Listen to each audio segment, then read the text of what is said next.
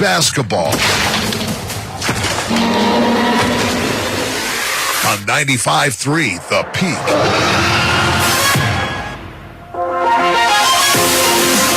Welcome to the Carbon Dino pregame show on KRPX 95.3 The Peak. Brought to you by Landon's Diesel Service. Leave your truck in the hands of those who know diesel engines. Landon's Diesel Service at 540 South 300 West in Price. And now for tonight's play-by-play, let's join Sonny Buscarini.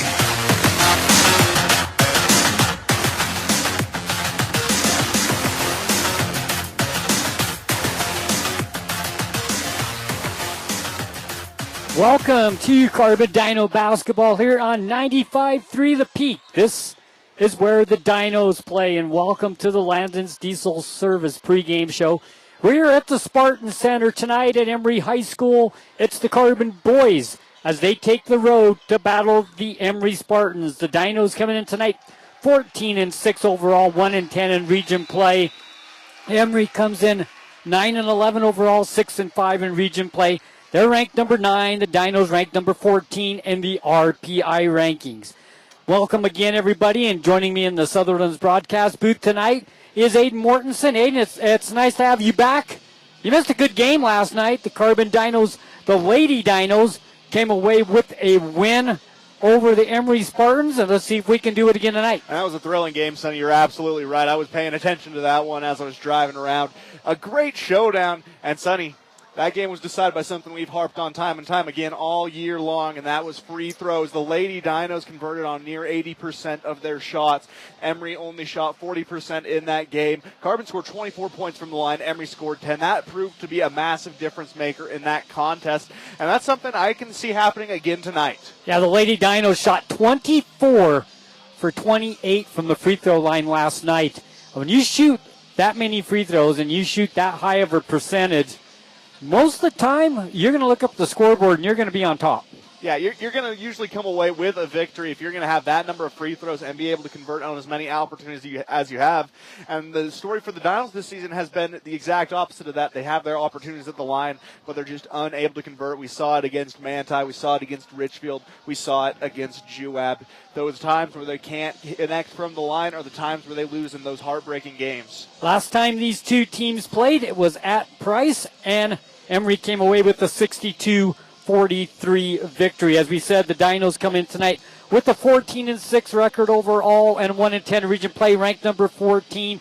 Their last game they played was Wednesday night. They fell short to Manti, 73-60, but they gave Manti all they wanted. They did, and like we said a second ago, Sonny, it was the free throws, and another thing that we always harp on is that one bad quarter. They always have one quarter where the other team seems to separate themselves from the Dinos, and that's how they can always seal the win. No matter how good Carbon's been playing up to that point or after that point, it's always hard to play from behind. So if Carbon wants to try and come away with a win tonight, they need to start fast, and they need to continue the pace throughout the game. So the Dinos looking for a region win here, trying to bounce back from that loss Wednesday night. Emery, they're looking for a bounce back as well, because on Wednesday night they fell 67-47 to Canyon View up in Cedar City. Yeah, and that's a long drive. That's a tough game regardless. You're in a tough environment.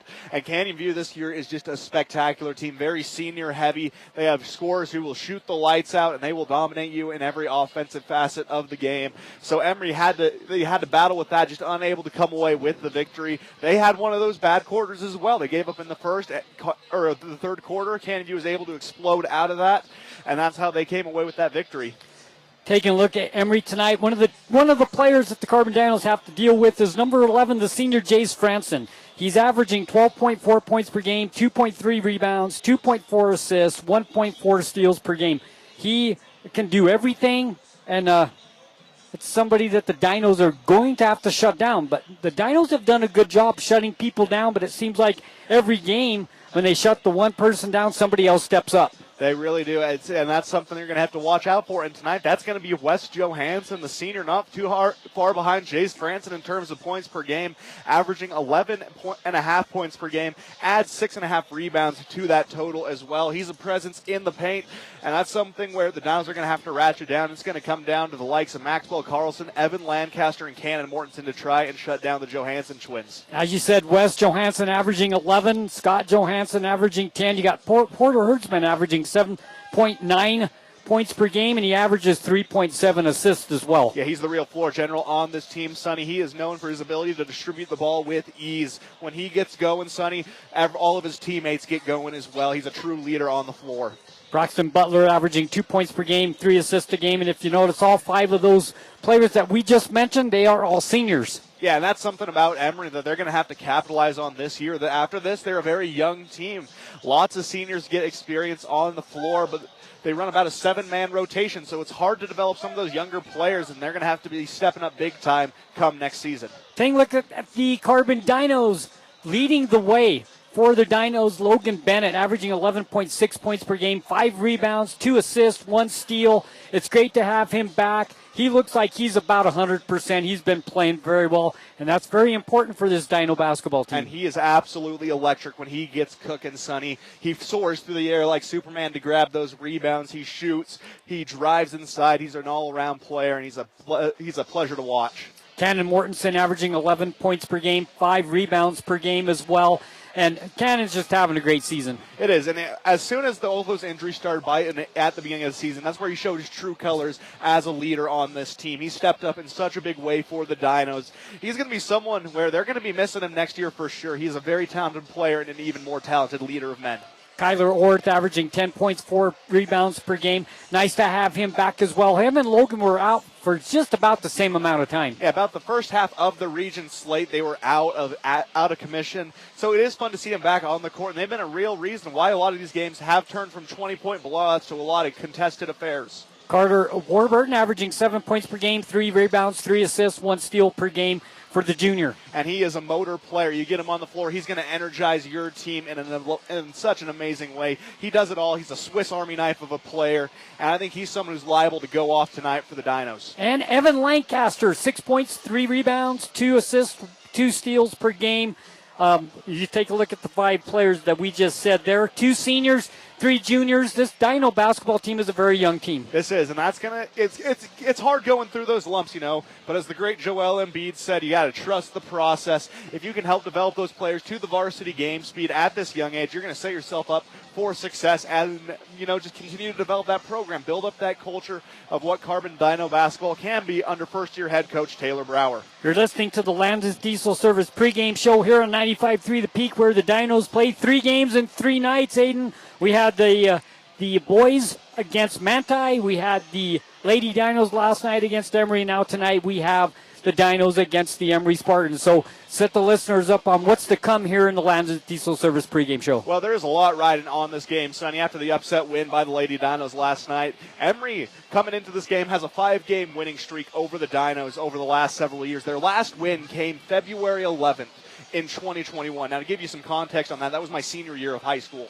was the last time the Spartans lost to the Dinos, and they know this. They're very aware that Emery has had their number the last few years, but this is a team who we've talked about. They've improved greatly over the last few weeks alone. They can cause some real damage in this game. What they're going to have to do, though, make those free throws, take care of the ball, and most importantly, just make sure you're shutting down every score. You don't want to put all your attention on one and let someone else go off. You're just going to have to keep everyone in mind because everyone on this Emery team can score. What do we got coming up next here on the pregame show? Coming up next, we're going to have an interview with Taylor Brower, head coach of the Carbon Dinos. He did with Jordan on Wednesday, talking about where he sees this team right now with only, I guess now, 1 week left in region play.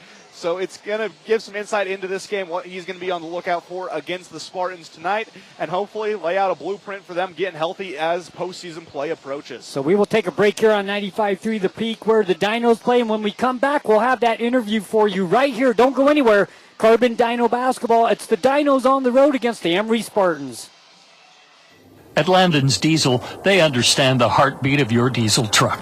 Whether it's the rig that powers your livelihood or the everyday vehicle that drives your life, the trained technicians at Landon's Diesel are here to keep you rolling.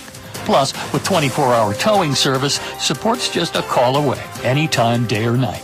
Drive into Landon's Diesel for expert care tailored to you and your truck, because when your diesel needs expertise, Landon's Diesel is always here.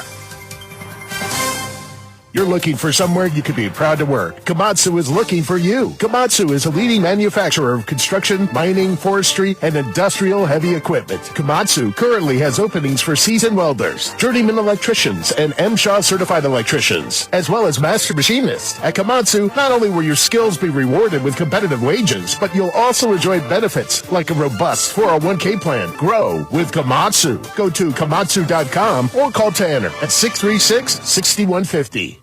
This is Dave and Ryan from Dave and Ryan's Movie Review. Experience movies the way God intended them to be seen. On the big screen. At the King Cole Theaters. And action. Whether it's stunning action, heart-stopping horror, tender romance, gut-busting comedy, or wholesome family flicks, movies are always better on the big screen. Connect on Facebook for instant access to showtimes and the latest blockbusters. With showing 7 nights a week and matinees on weekends, you can immerse yourself in the magic of movies at the King Cole Theaters.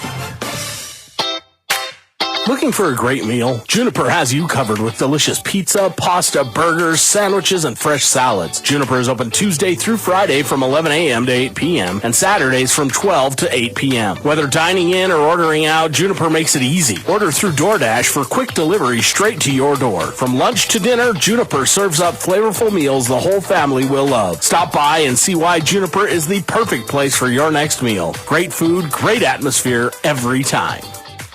JN Auto says it's time to get in the auto buying game. JN Auto is a game changer when you're looking for a new vehicle, but don't want to pay the new vehicle price.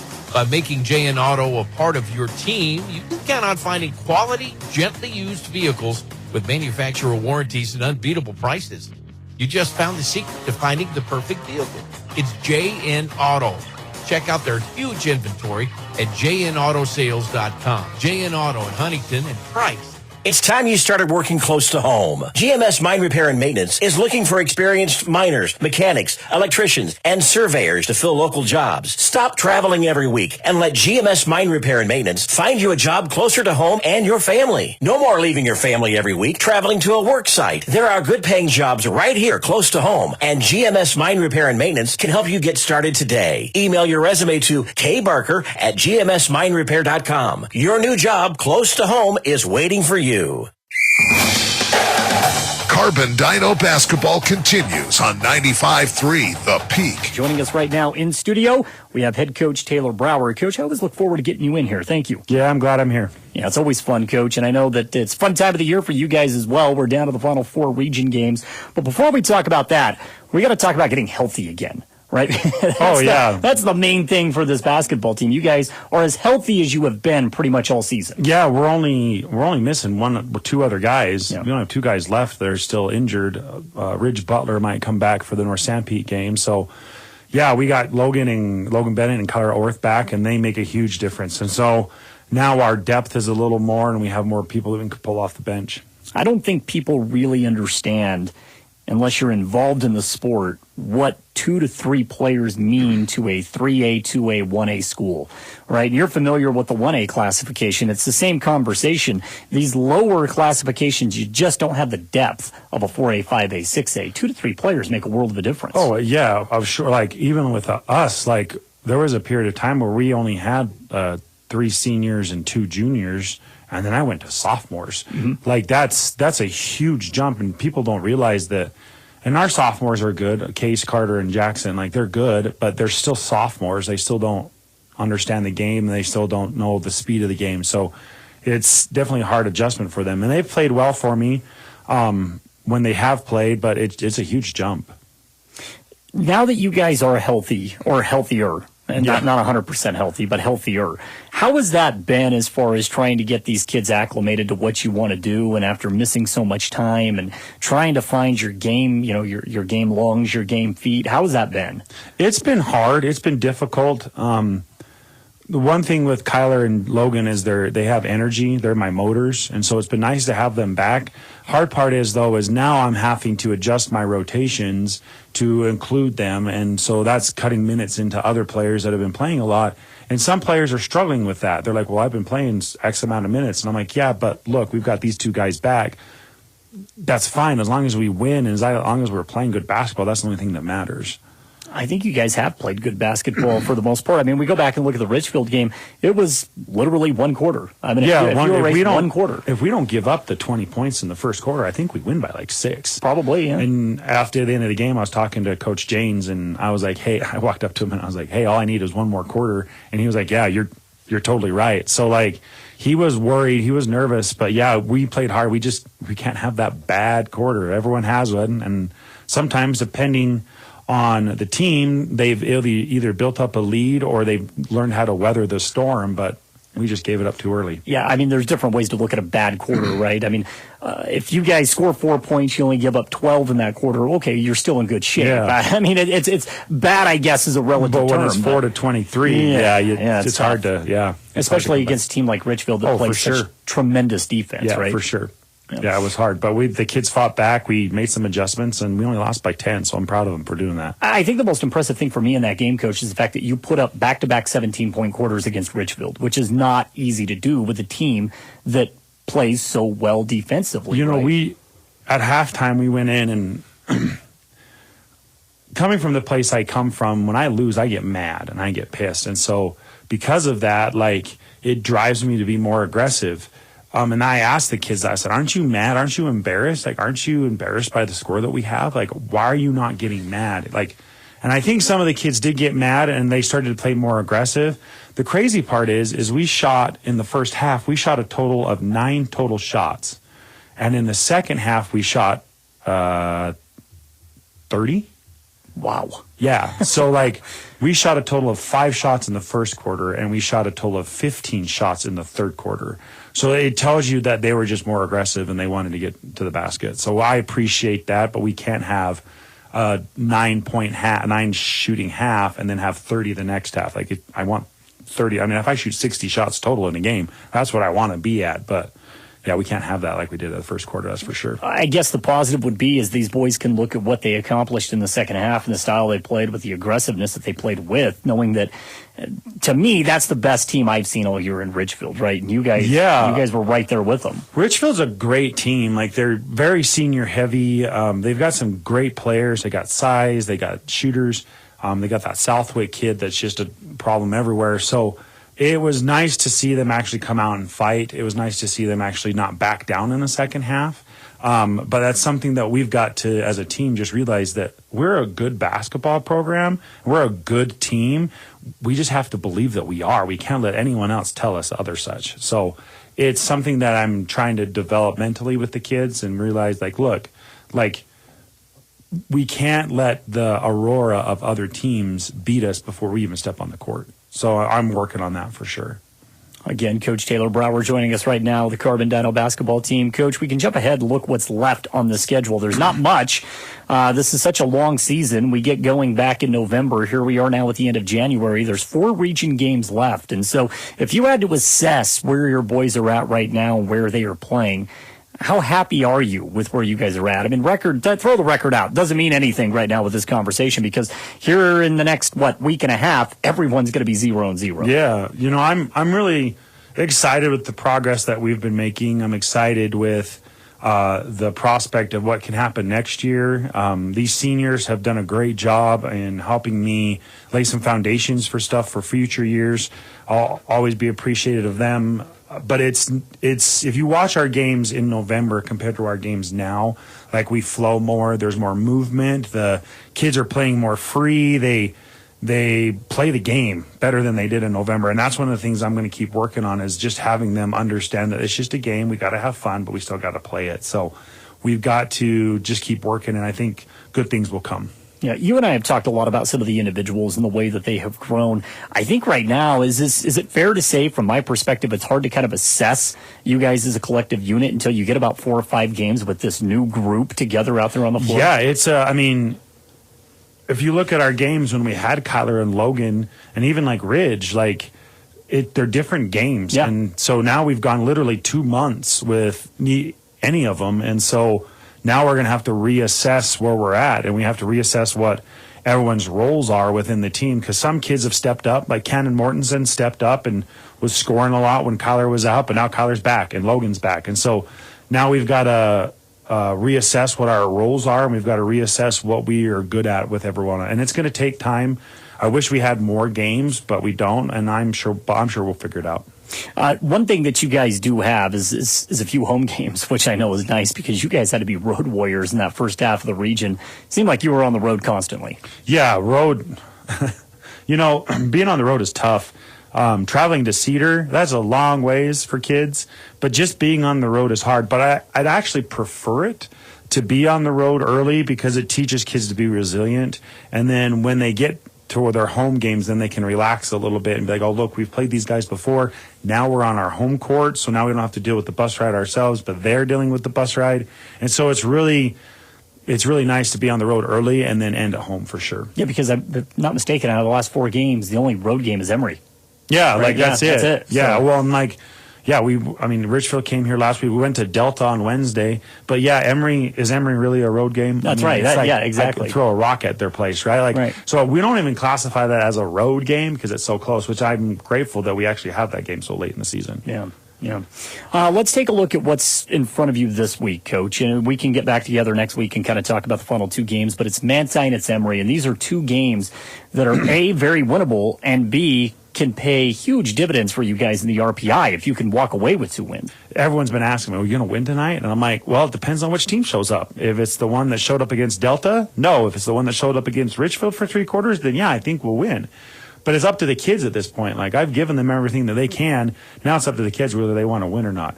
And Emery, they're a good program. The rivalry is going to be huge. The environment's going to be big. And so I just hope that my kids within that environment realize that it's still just a game and that, yeah, we can beat them. They've got some great players, the Johansson twins and the Franson kid. Franson kid can shoot it.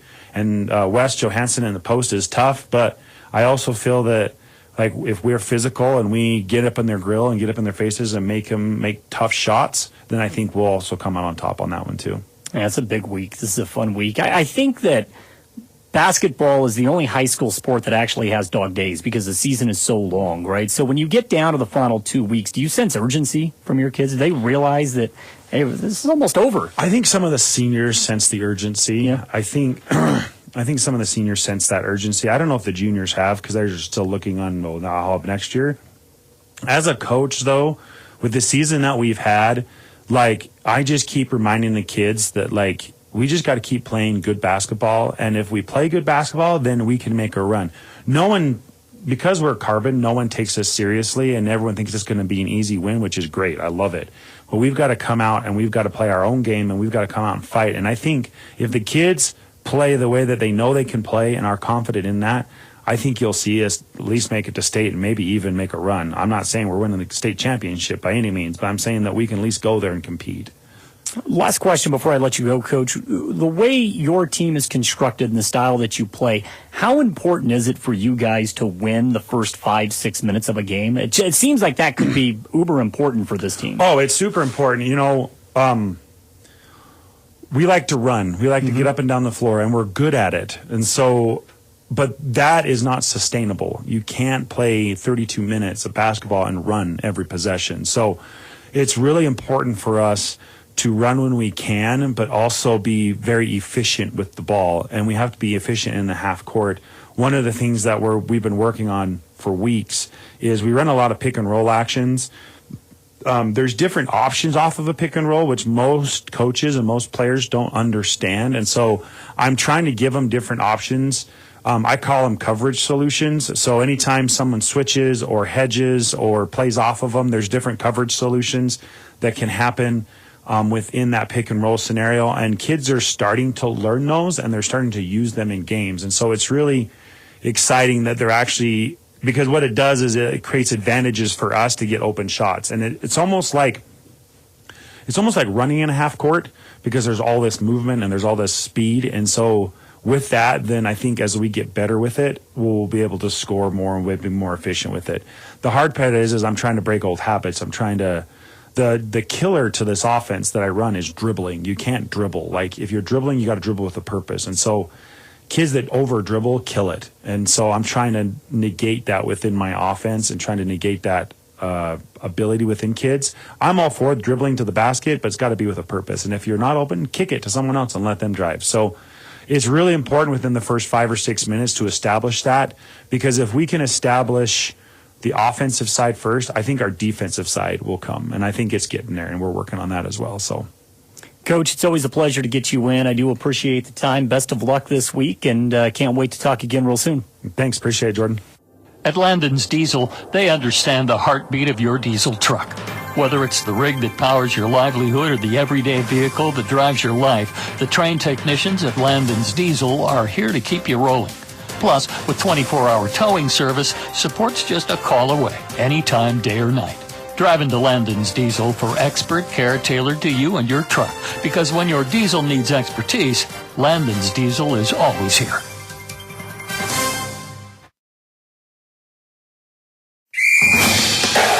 Carbon High School basketball on KRPX 95.3 The Peak. Welcome back, Carbon Dino Basketball, 95.3 The Peak. This is where the Dinos play. This is where you need to be for Carbon Dino Basketball, is right here with us on 95.3 The Peak. And there's lots of ways you can listen to the game tonight. And Aiden, explain that to the listeners. And you took the words right out of my mouth, Sonny. I was going to say, in the modern age, we're not just restricted to radio. We have several different avenues where you can listen to this game. First and foremost, you got CastleCountryRadio.com. Home, all you got to do is go to that website. Right there, you'll see a big yellow or pink button that says KRPX 95.3 The Peak. You click on that, click play, you're set with today's top hits as well as Carbon High basketball action. So really, there's no excuse for you not to. Then you also have the Castle Country Radio app. Same thing. You download that app on the iTunes Store or the Google Play Store. Open it up. Yeah, there's a big pink button that says KRPX 95.3 The Peak. Click that. You'll be taken right to your favorite station. And then finally, we also have a YouTube stream going, a virtual scoreboard, some might call it. And that's available on Castle Country Sports Carbon on YouTube. That'll be a fun one. Keep you up to date with the game, as well as what the score is and what quarter it is, in case we forget to say it sometimes. So thank you, Aiden. Looking at the starting lineup for the Dinos, the other night, we don't quite have a starting lineup yet, but the other night it was Lancaster, Warburton, Bennett, Mortensen, and Mortensen, Cannon and Ty. That's who started for the Dinos on Wednesday night. And we don't have starting lineups quite yet, but you know the Emery Spartan team really well. And who will we be seeing a lot of tonight? We're going to be seeing Jace Branson, Wes Johansson, Scott Johansson, Porter Herdsman, and Braxton Butler probably in that starting 5 spot.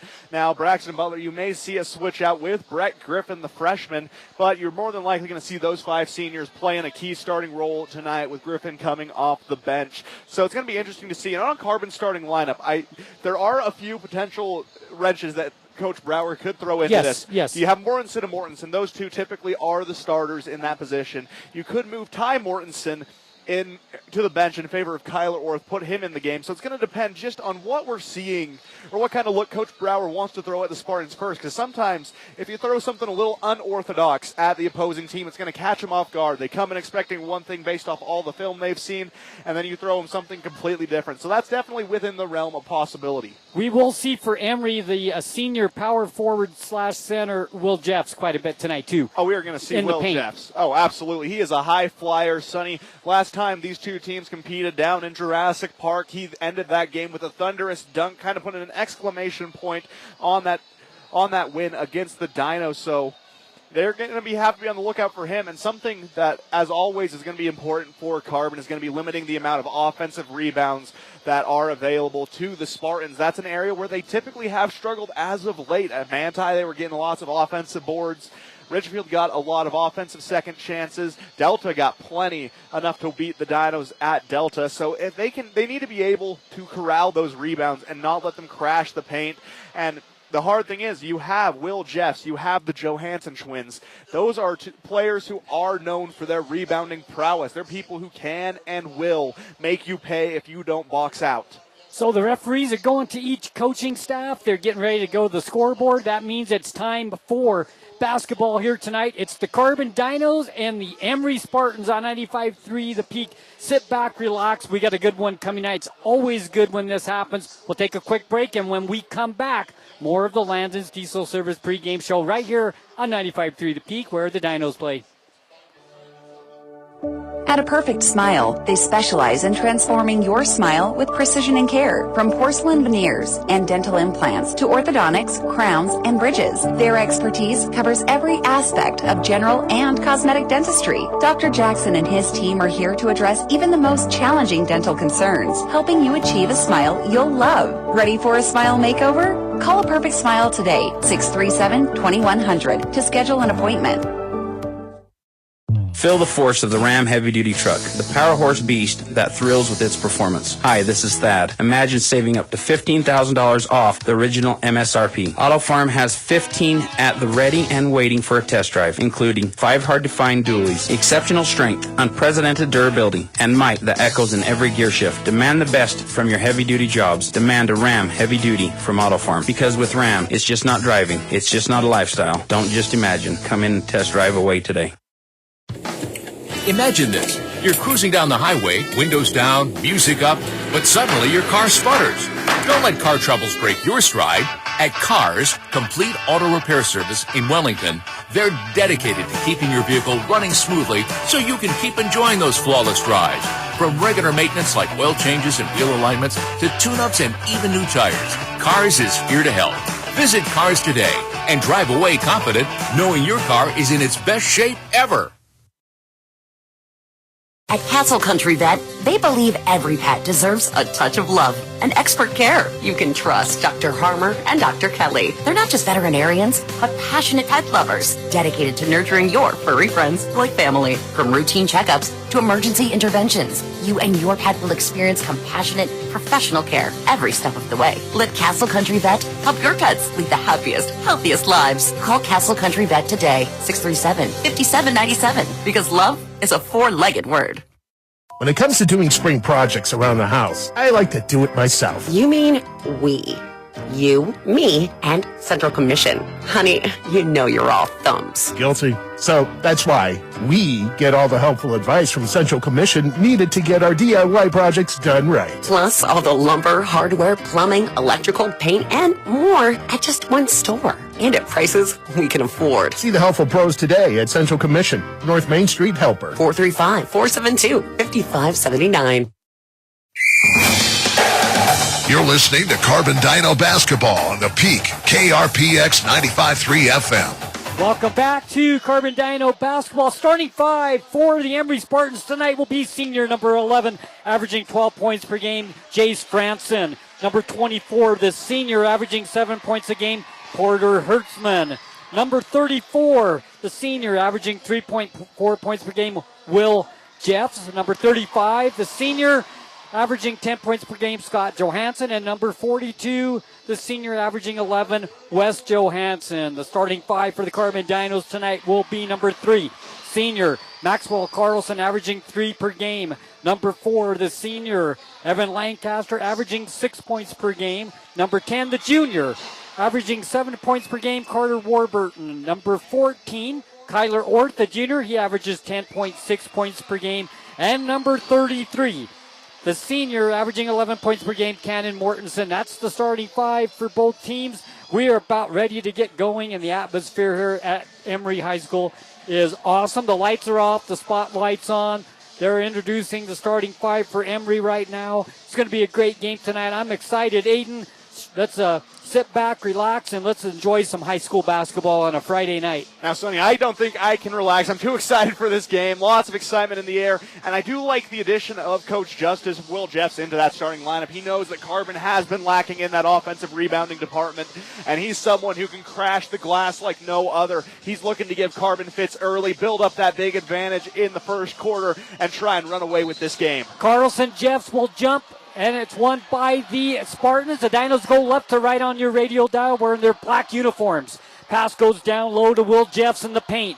picks up his dribble, kicks it back outside. It goes to Johansson. Scott Johansson finds a gap, drives inside, uses glass, whistle, and a foul. The basket did not go, but free throws right off the bat for Scott Johansson, the senior for the Emery High School, trying to get the first points of the ball game. And Emery likes to work that offense inside out. They like to try and penetrate into the painted area before kicking it out to an open shot if it's not available. Now the Johanssons are very proficient at getting into the paint and getting those shots to fall. Free throw number 1 is up and no good. So one more free throw to come for Johansson, trying to get the first points of the ball game. We're just underway here. If you're just joining us, Carbon Dino basketball, the boys' side tonight here on a Friday night at the Spartan Center at Emery. It's Emery and Carbon. Second free throw, no good as well, and the rebound comes down to Lancaster. And the Dinos have the first offensive possession of the game for themselves. Gives it over the right side to Warburton, picked up there. Back to Lancaster, top circle, swings it to Mortensen. Back over to Warburton, back to Lancaster. 17 on the shot clock. Good defense by the Emery Spartans. Emery looks like they're playing a 2-3 right now defensive-wise. They get it off to Orth. Orth back outside. It goes to Warburton. Clock says 7. Shot clock down to 5. Nice look down underneath the Carlson. Up. No good. Had a good look at it. Couldn't get it to drop in the rebound. Jeffs. I don't know why Carbon kept the ball on one side of the court during that 2-3 zone. The way to break a 2-3 is by moving the ball across court. Make them try and shift rapidly. They didn't let him get off easy. They just let him kind of sit in his place. Scott Johansson with the ball, 3-point line right side. Gets down low, it goes to Jeffs. Jeffs back to the basket, works his way in on Lancaster. Shot up, no good. Rebound comes down to Carlson. Good hustle to get that defensive rebound. We're still tied at 0 with 6:40 left to play here in the first quarter. Mortensen with the ball, gives it to Lancaster. Bounce pass down to Orth. Shot partially blocked, and Emery comes up with it. We go back and forth, tied at 0. Fast break the other way. Herdsman hands it off to Johansson. Scott drives the baseline, scores. Some contact. Ran right over the top of Mortensen. No whistle, and they give him the basket, 2-0. Yeah, that was one of those ones where you definitely could have called a charge, but then we always say it, Sonny, the charge is one of the hardest calls to make in basketball, so I don't blame the ref for not making it. Lancaster gives the ball off to Mortensen, back to Lancaster, right wing, 3-point line. Warburton goes to the ground, gives it back over to Lancaster. That was away from the ball. Lancaster gives it off to Warburton. Warburton resets the offense back down to 10 again, and a timeout, Carbon. I think Coach Grauer is not liking the shot clock going down into single digits. And I don't like him either, Sonny. The offense is really stagnated for the Dinos right now. They're keeping the ball on one side of the court. They're playing almost exclusively on the right side while Emery is playing a 2-3 zone. I said it before, I'll say it again. The way to beat a 2-3 zone is by rapid movements cross court. You want to draw them off kilter. Make them go left to right, left to right. Eventually they're stirred up. You get some confusion. You have an open lane or an open shot, and you have a chance to capitalize on that. You don't get that if you're playing to the 2-3 zone's advantage. 2 minutes and 9 seconds into this ball game, and the Emery Spartans lead 2-0. And you can tell both of these teams really want this victory. Everyone is red-faced already, and we're only about 2 minutes and 10 seconds into the contest. These guys want to win, so it's going to be a night that's going to be probably decided in the final minutes. The size of this gym, it's huge, and it's about 3/4 full. And that's a lot. And people are still trickling in, and they're coming in, yes. Because it's hard to find a parking spot. And it comes to Warburton. Swings it left side to Mortensen. Orth back to Warburton, right side 3-point line. To Lancaster. Has to force up a shot. That was, that was a good awareness by Lancaster to know that the shot clock was going down to 0, and he just threw up a shot, gave him a chance. It was an air ball, goes out of bounds, and Emery will take possession, leading 2-0. Yeah, and you need to take those chances in a situation like that. It's better than an unforced turnover. Hertzman with the ball. He holds. Gives it down low. It goes to Wes Johansson in the paint. Makes a move. Nice little pass. And an easy basket for Will Jeffs. But Wes Johansson with a good assist to get the high percentage shot for Emery. They lead 4-0. A great assist and a great finish by Jeff, showing off his strength in the paint. Dinos with the basketball. Lancaster for 3. No good. It hits backboard. No rim. Rebound comes down to Johansson. Right now, the Dino offense is struggling. Down the floor comes Emery, but a steal. First turnover of the ball game. Fast break the other way. Warburton ahead of the pack, and then coming and making a block. Ooh, and was Johansson, but then a whistle and a foul, and Warburton went into the basket structure. He's up and he's okay. Yeah, it looked like he landed a little awkwardly on the steps of those bleachers. That's the one downside of playing in this Coliseum-style arena, is that you do have those steps right next to you. Free throw by Warburton is up and good as he'll shoot two. And the Dinos are on the scoreboard with the free throw by Carter Warburton, and it's 4-1. Second free throw by the junior is up, and it's short off the front of the rim. No good, and the rebound comes down to Emery, and they come the other way. Down the right side, Franson finds a gap, bounce pass down underneath the Jeffs, and he loses it out of bounds. He had an easy basket, and he knew it, and he got excited and lost control of it out of bounds. Turnover, Emery comes back to the Dinos. Chance to tie this game with a 3, cut it to 1 with the 2. And sometimes you get a little too excited on that finish. Your mind gets ahead of your body. You're already planning on what you're going to do, celebrating down the court, and then it slips out of your hands. Logan Bennett checking into the ball game on the last dead ball for the Dinos. Now Warburton with it, top circle, swings it left side to Mortensen. Cannon gets it back outside to Warburton, drives the paint, kicks it out to Bennett. Bennett for 3, good from the left wing. Nice shot by Logan Bennett. We are tied at 4. Back the other way quickly comes Emery. Shot at the basket, no good by Hertzman, and the rebound comes down to the Dinos. Down the left side comes Warburton on the baseline. Cut off there. Throws it back outside to Cannon Mortensen. Mortensen swings it to Bennett on the right side. Bennett picked up there. Gives it to Warburton, top circle. Logo sets the offense. Comes left side. Back over to Cannon. Down underneath the Orth in the paint. Whistle and a foul and free throws.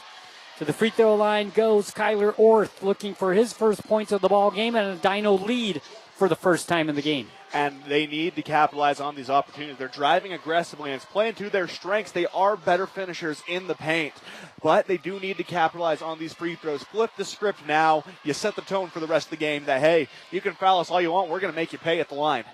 Junior Kyler Orth at the free throw line, and the first one is up and in.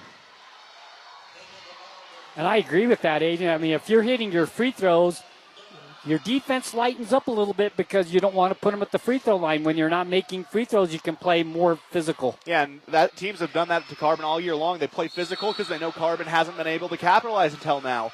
And second free throw good as well. 3 for 4 from the line tonight for the Dinos, and it's a 6-4 Dino lead with 3:44 left to play first quarter. And it feels like the refs aren't allowing any shenanigans early. They're setting the tone. They're going to play that whistle tight, and they're going to make everyone try and play a clean game tonight.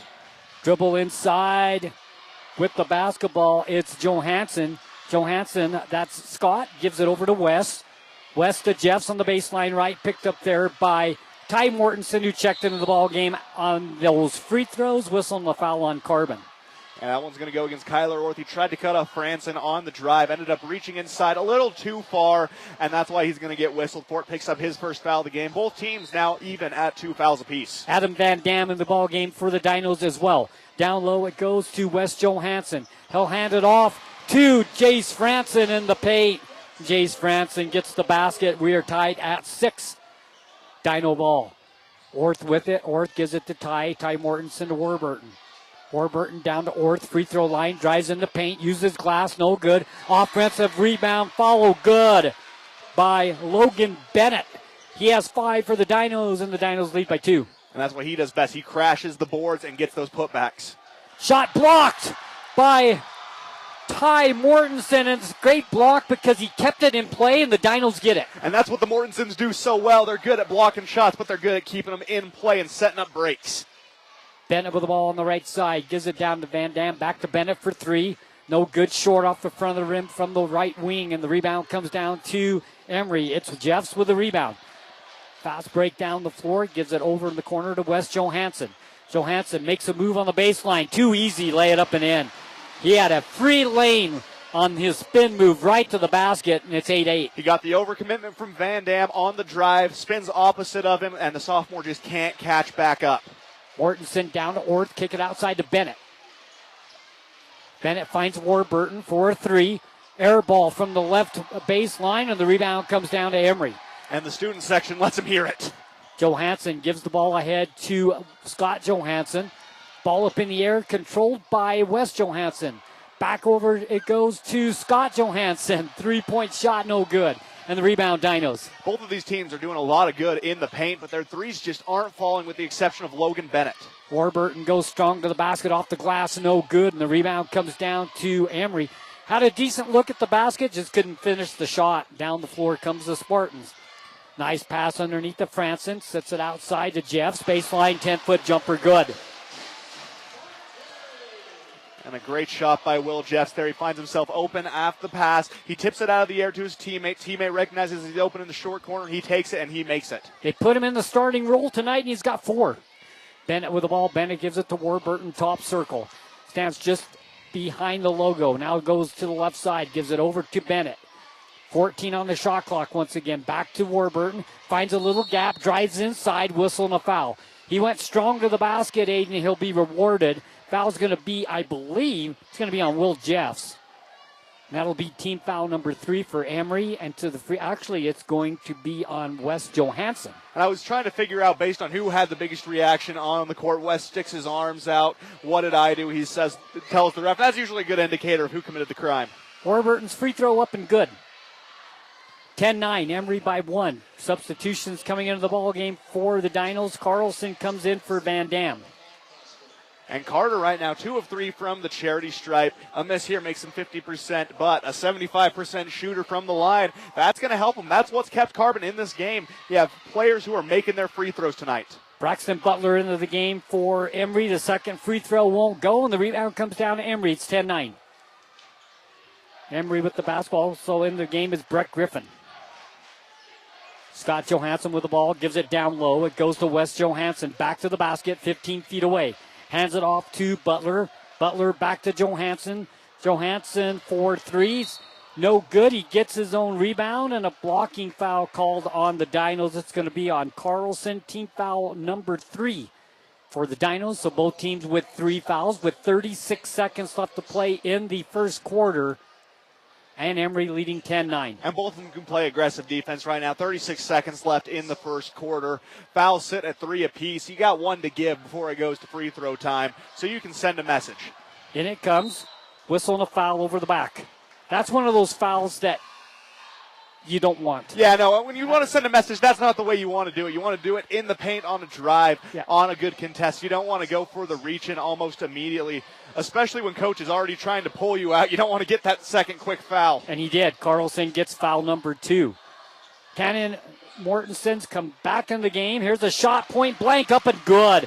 Wes Johansson just dribbled the ball right in front of the basket and put the easy basket in. It's 12-9. Carbon with the basketball on the right side. Bennett gives it down to Cannon Mortensen.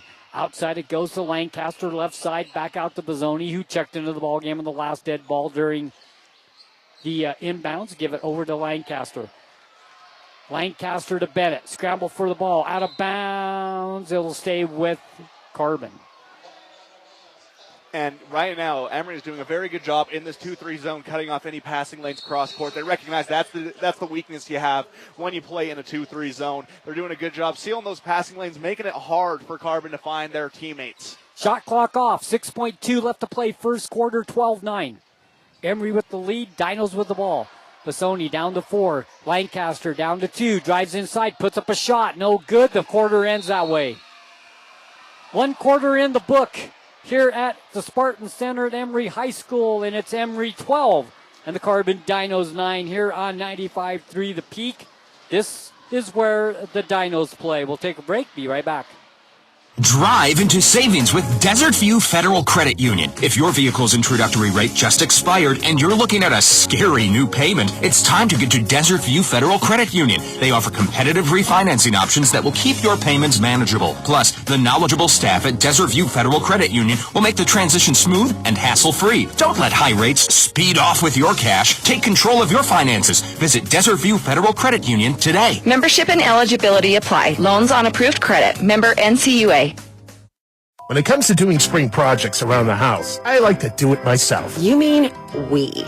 You, me, and Central Commission. Honey, you know you're all thumbs. Guilty. So that's why we get all the helpful advice from Central Commission needed to get our DIY projects done right. Plus all the lumber, hardware, plumbing, electrical, paint, and more at just one store. and at prices we can afford. See the helpful pros today at Central Commission, North Main Street Helper. 435-472-5579.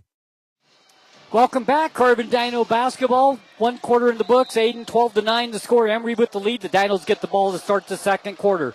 Going left to right on your radio dial. The Dinos in their black uniforms with the blue numbers. Emery white uniforms, black numbers. Warburton with the ball gives it to Lancaster. Down it goes to Cannon. Cannon turns around, shot from about 13 feet. Just inside the free throw line. No good, and a late whistle and a foul. And they said he got him on the arm. So 2 free throws will come for Cannon Mortensen. It was a bit of a late whistle because it was a bit of a late foul. Mortensen makes the shooting motion. He's almost to the ground, and he gets hacked from behind. First free throw up and good. Dinos 5 for 7 from the line tonight. And, Sonny, do you know how nice that is to hear that that's the shooting percentage right now? Second free throw by Mortensen, good as well. 6 for 8. 6 out of the 11 points for the Dinos have come from the free throw line. 12-11 the score. Emery with the lead in the ball. With it, it's Scott Johansson. Does a lot of dribble. Now goes inside. Blocking a jump ball. And it will stay with Emery. That time, Scott Johansson, a lot of dribbling, and he had it in his mind that he was going to take the ball to the basket. He got Carmelo Anthony vision. You know, he sees the basket, and that's all he sees. No teammates, no defenders, just him and the hoop. And at times that works there. It just didn't work in his favor. Right. Shot up and no good from 10 feet. Up by Wes Johansson, no good. Rebound comes down outside. 3-point shot. Can't get the roll for Brett Griffin. And the rebound comes down to the Dinos. It's Ty Mortensen. Ahead to Warburton. Down the right side he comes. Picked up there at the 3-point line. Now tries to go around, gives it to Lancaster to Orth. Orth between the circles. Back over to Lancaster, left wing. 3-point shot, no good, off the front of the rim.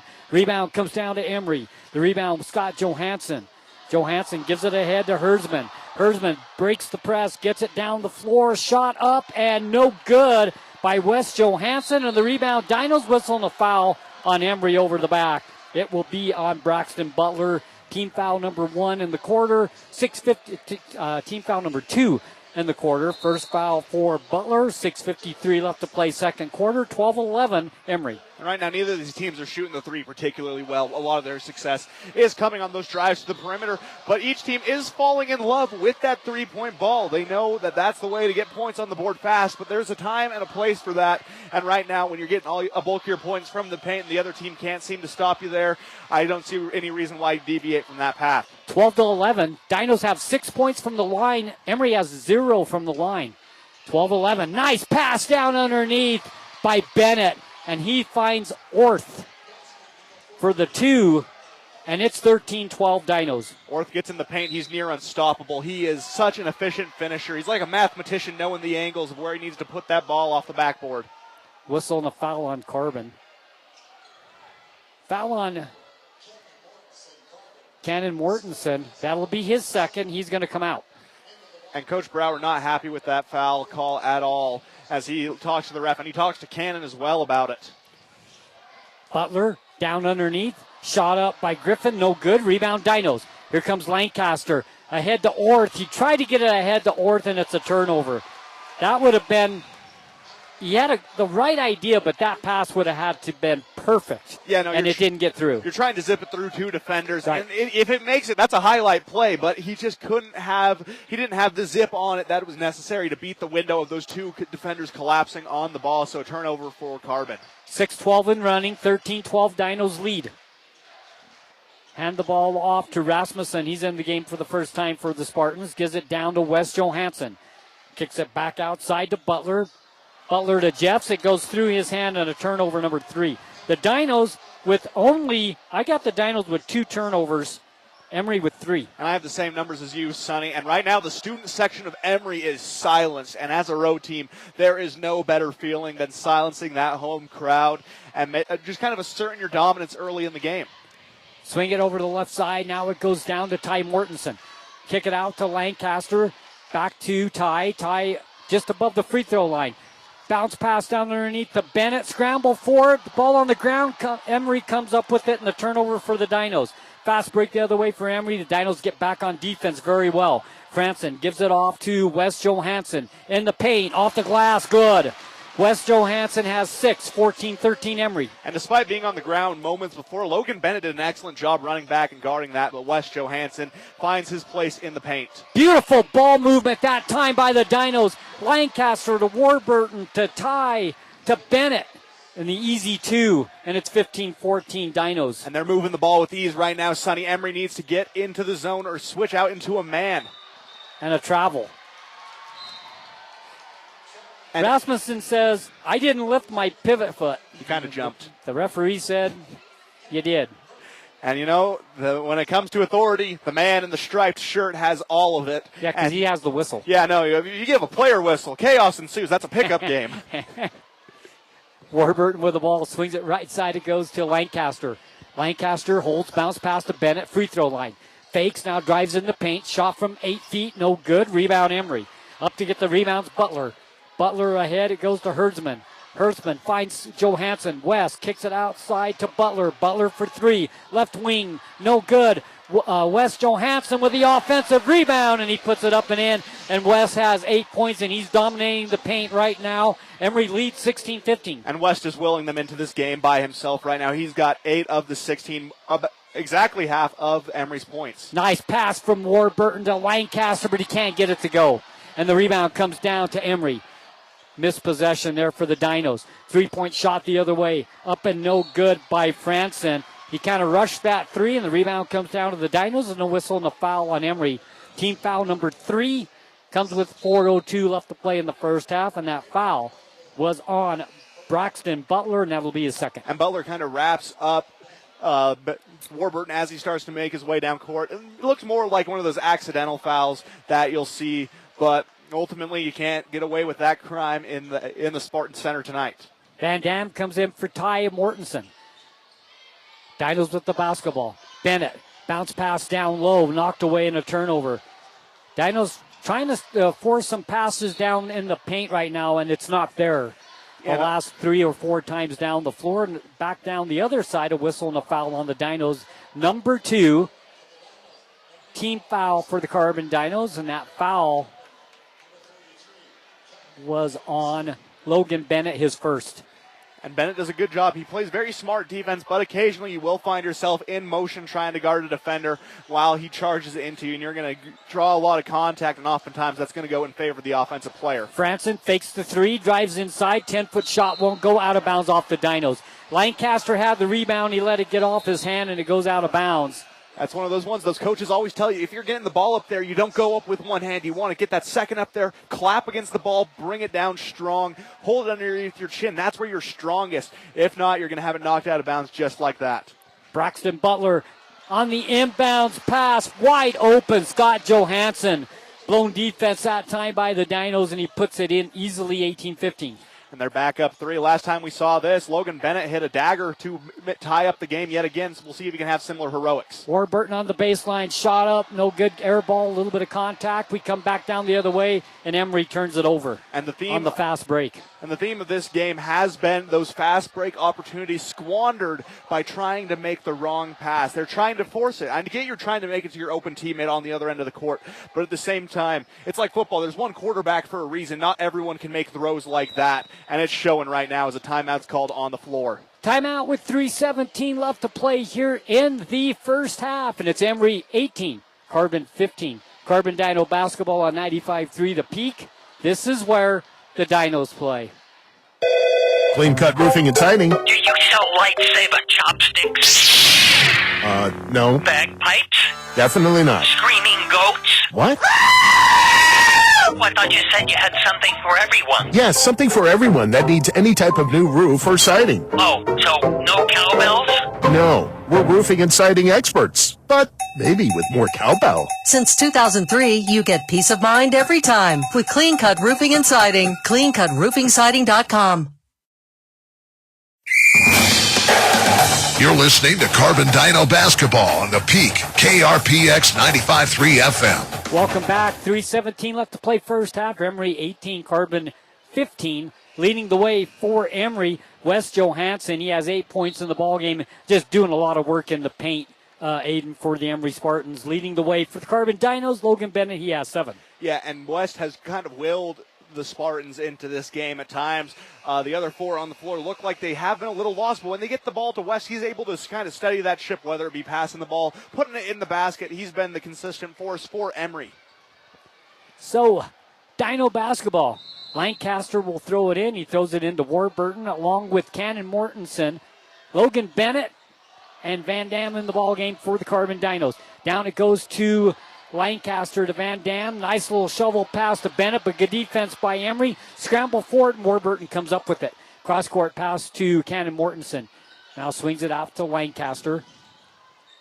Lancaster will bring it up to the top circle, and right now it seems like Emery's defense is making Carbon on the offensive side just a bit uncomfortable. They are. They're doing a good job. They're forcing Carbon to make a lot of adjustments. Warburton fakes the 3. Now he takes the 3. No good. Air ball tipped up by Lancaster. No good, and we come back the other way. Down the floor comes Emery. It's Herdsman. Herdsman gives it underneath to Griffin. Kicks it outside. Nice pass to Wes Johansson from Scott Johansson. 10 points for West, 20-15. Twin telekinesis, Sonny. They know what they're doing. They know it before everyone else does. Bennett swings over to the right side. Nice pass down underneath by Warburton to Van Dam. Back to Warburton. 3-point shot by Lancaster. Won't go, and the rebound comes down to Johansson. It's Wes. Ahead to Jace Franson. Franson on the baseline. Picked up there. Now kicks it outside to Scott Johansson. Scott between the circles. Swings it right side to Herdsman. Guarded by Bennett. 1:55 left to play first half. 5-point lead for Emery. Holding is Scott Johansson. Cross-court pass goes to Jace Franson. He'll put the 3 up and good. I believe that's Jace Franson's first 3 attempt of the night, and he likes them. And when he starts out hitting them, that's bad news for the opponent. 23-15 now, Emery up 8. And that's where things went south last time these two teams met, Sonny. As soon as Jay started hitting those 3s, it was all over for Carbon. They need to find a way to silence him quickly. Give the ball off to Lancaster. Shot on the baseline up and no good. Bennett with the shot up and no good, and then a whistle and a foul on the ground. That was a bit of a late whistle there along the baseline. By the time the whistle was blown, Bennett had already put his shot up, and he was already laying on the ground. So a lot of contact. Surprised that wasn't a shooting foul, but a hockey line change substitution coming in for the Dinos. Orth, Branch, Ty Mortensen, Warburton, Bennett. The 5 on the floor for the Dinos. On the inbounds pass, it's stolen by the Dinos. By Emery. Excuse me, we come the other way. He's trying to find Branch for an open 3 to get something going and gets stolen right away. 3-point shot by Franson is up and no good, and the rebound comes down to Ty Mortensen. He'll hand the ball off to Warburton, ahead to Bennett. Bennett on the right wing, fakes the 3, drives baseline, kicks it outside to Orth. Orth down to Branch. Branch with a nice pass, but it's knocked away. Good defense. It looked like it was going to be an easy basket, but good defense by Emery. Coming over to make the play is Griffin. Drive inside. Scott Johansson outside. Franson, 3, good. We just said it a second ago. Once he starts hitting, 26-15 now. 33 seconds left to play in the first half. Emery up 11. Another turnover for the Dinos. We come the other way. And they're playing rattled, Sonny, until the last 2 minutes. This game was neck and neck. Emery has cracked it wide open. Down underneath, lay it up and in. Will Jeffs gets the great pass and the easy basket. 28-15 down to 16. 14 seconds left. Warburton with the ball top circle. Goes around the screen set by Orth. Swings it over to Branch for 3. Good. Carter Branch hits the 3. Much needed for the Dinos. 28-18. Franson has the ball knocked away and the quarter comes to an end and it's halftime. Yeah, it's like we talk about all the time, Sonny. That was one of those situations where the Dinos are playing neck and neck with a very good team. They're playing right there with them, and then a 2-minute span cracks it open for the Spartans as they take a 10-point lead into the half. That's going to be a 3-minute span that the Dinos are going to want back, but unfortunately you can't turn back the clock on that one. Emery outscores the Dinos 16-9 in the second quarter. It is halftime here at Emery High School. It's Emery 28 and the Dinos 18. We'll take a break. When we come back, the Castle Valley Orthodontics halftime show. Don't go anywhere, right here on 95.3 The Peak, where the Dinos play. You can have a healthy, beautiful smile at any age. Hi, I'm Dr. Daniel Kelly, owner of Castle Valley Orthodontics. Treatment is a viable option for almost any adult. And like kids, adults can experience the self-assurance that comes with a confident smile, along with the benefits of improved oral health. Come in for a free consultation and see how Casa Valley Orthodontics can get you on your way to a beautiful smile. Affordable payment plans are available. Call 637-2222 for a free consultation today. Imagine a smooth, hassle-free journey to the front door of your new home with the Driggs Mortgage Team guiding you every step of the way. Hi, this is Greg Driggs. Our seasoned experts understand the ins and outs of home financing and refinancing. Come visit us at our new permanent address, 8 East Main in Price, where we plan to be a staple for years to come. Start your journey today. Call 801-427-3577. The Driggs Mortgage Team, NMLS number 272076, Equal Housing Opportunity. Driggs Mortgage Team is a DBA of Premier Mortgage Resources, LLC, NMLS 1169. My son and daughter both play sports, a lot of sports, and with that can come injuries, bruises, sprains, and unfortunately breaks. That's why we use Eastern Utah Imaging. They're a convenient and local option for imaging and an important part of a student-athlete's team. Eastern Utah Imaging for high-quality, affordable MRI and X-ray services. Many quick scans take 30 minutes or less. You can call for an appointment or ask your doctor to refer you to Eastern Utah Imaging, North Fairgrounds Road in Price. Call 636 X-ray. That's 636-9729. Imagine the sound of a basketball swishing through the net at the game buzzer. That's the sound of you scoring big with Eastern Utah Community Credit Union's Slam Dunk Savings Accounts. Just like a winning team will strategize their plays, we will help you plan your financial future with competitive interest rates and unbeatable customer support. Whether you're saving for college, a new home, or retirement, make a fast break to Eastern Utah Community Credit Union and let your savings game reach MVP status. Join our team today and start winning with your money. Membership and eligibility required. NCUA insured. Loans approved on credit. Hey there, food lovers. It's Bill Hicks from Farleno's Cafe, your new favorite spot for breakfast, lunch, and dinner. Whether you're craving a hearty omelet, a fresh salad, our golden curly fries, or our mouth-watering pastas, we've got you covered. And we're open 7 days a week. So come on down to Farleno's Cafe, where every meal is a celebration. Remember, it's where the locals eat. Visit us at Farleno's, where great food and great company come together. See you soon. How well do algorithms answer your questions? Your specific query will be addressed with a pre-written, standardized reply. When you need help with life's important decisions like life insurance, home and auto coverage, and even retirement planning, rely on relationships, not robots. Farm Bureau Financial Services. It's your future. Let's protect it. In the Castle Country, call your local Farm Bureau agent, Jill Jensen, at 637-8400 for a free quote today. Carbon High School basketball on KRPX 95.3 The Peak. Castle Valley Orthodontics halftime show here at Emery Spartan High School. The Spartan Center in Aiden 28-18 at the half. Emery leading the Carbon Dinos. Dinos played them tough at the end of one. Emery led 12-9. But right there, as you said, towards the end of the second quarter, Emery kind of went on a little run, and they extended it to double digits. And, Sonny, it feels like the Greek legend of Sisyphus. You keep pushing that boulder up the hill, up the hill, up the hill, and it feels like as soon as you get back up to the top, it's going to just roll right back down to the bottom. That's what it feels like sometimes watching them play. You know, you get to a point where you're watching, and just the same mistakes keep popping up. Tonight, it hasn't been turnovers. It hasn't been free throws. Free throws have actually been stellar tonight. What's been killing them right now has been second chance points.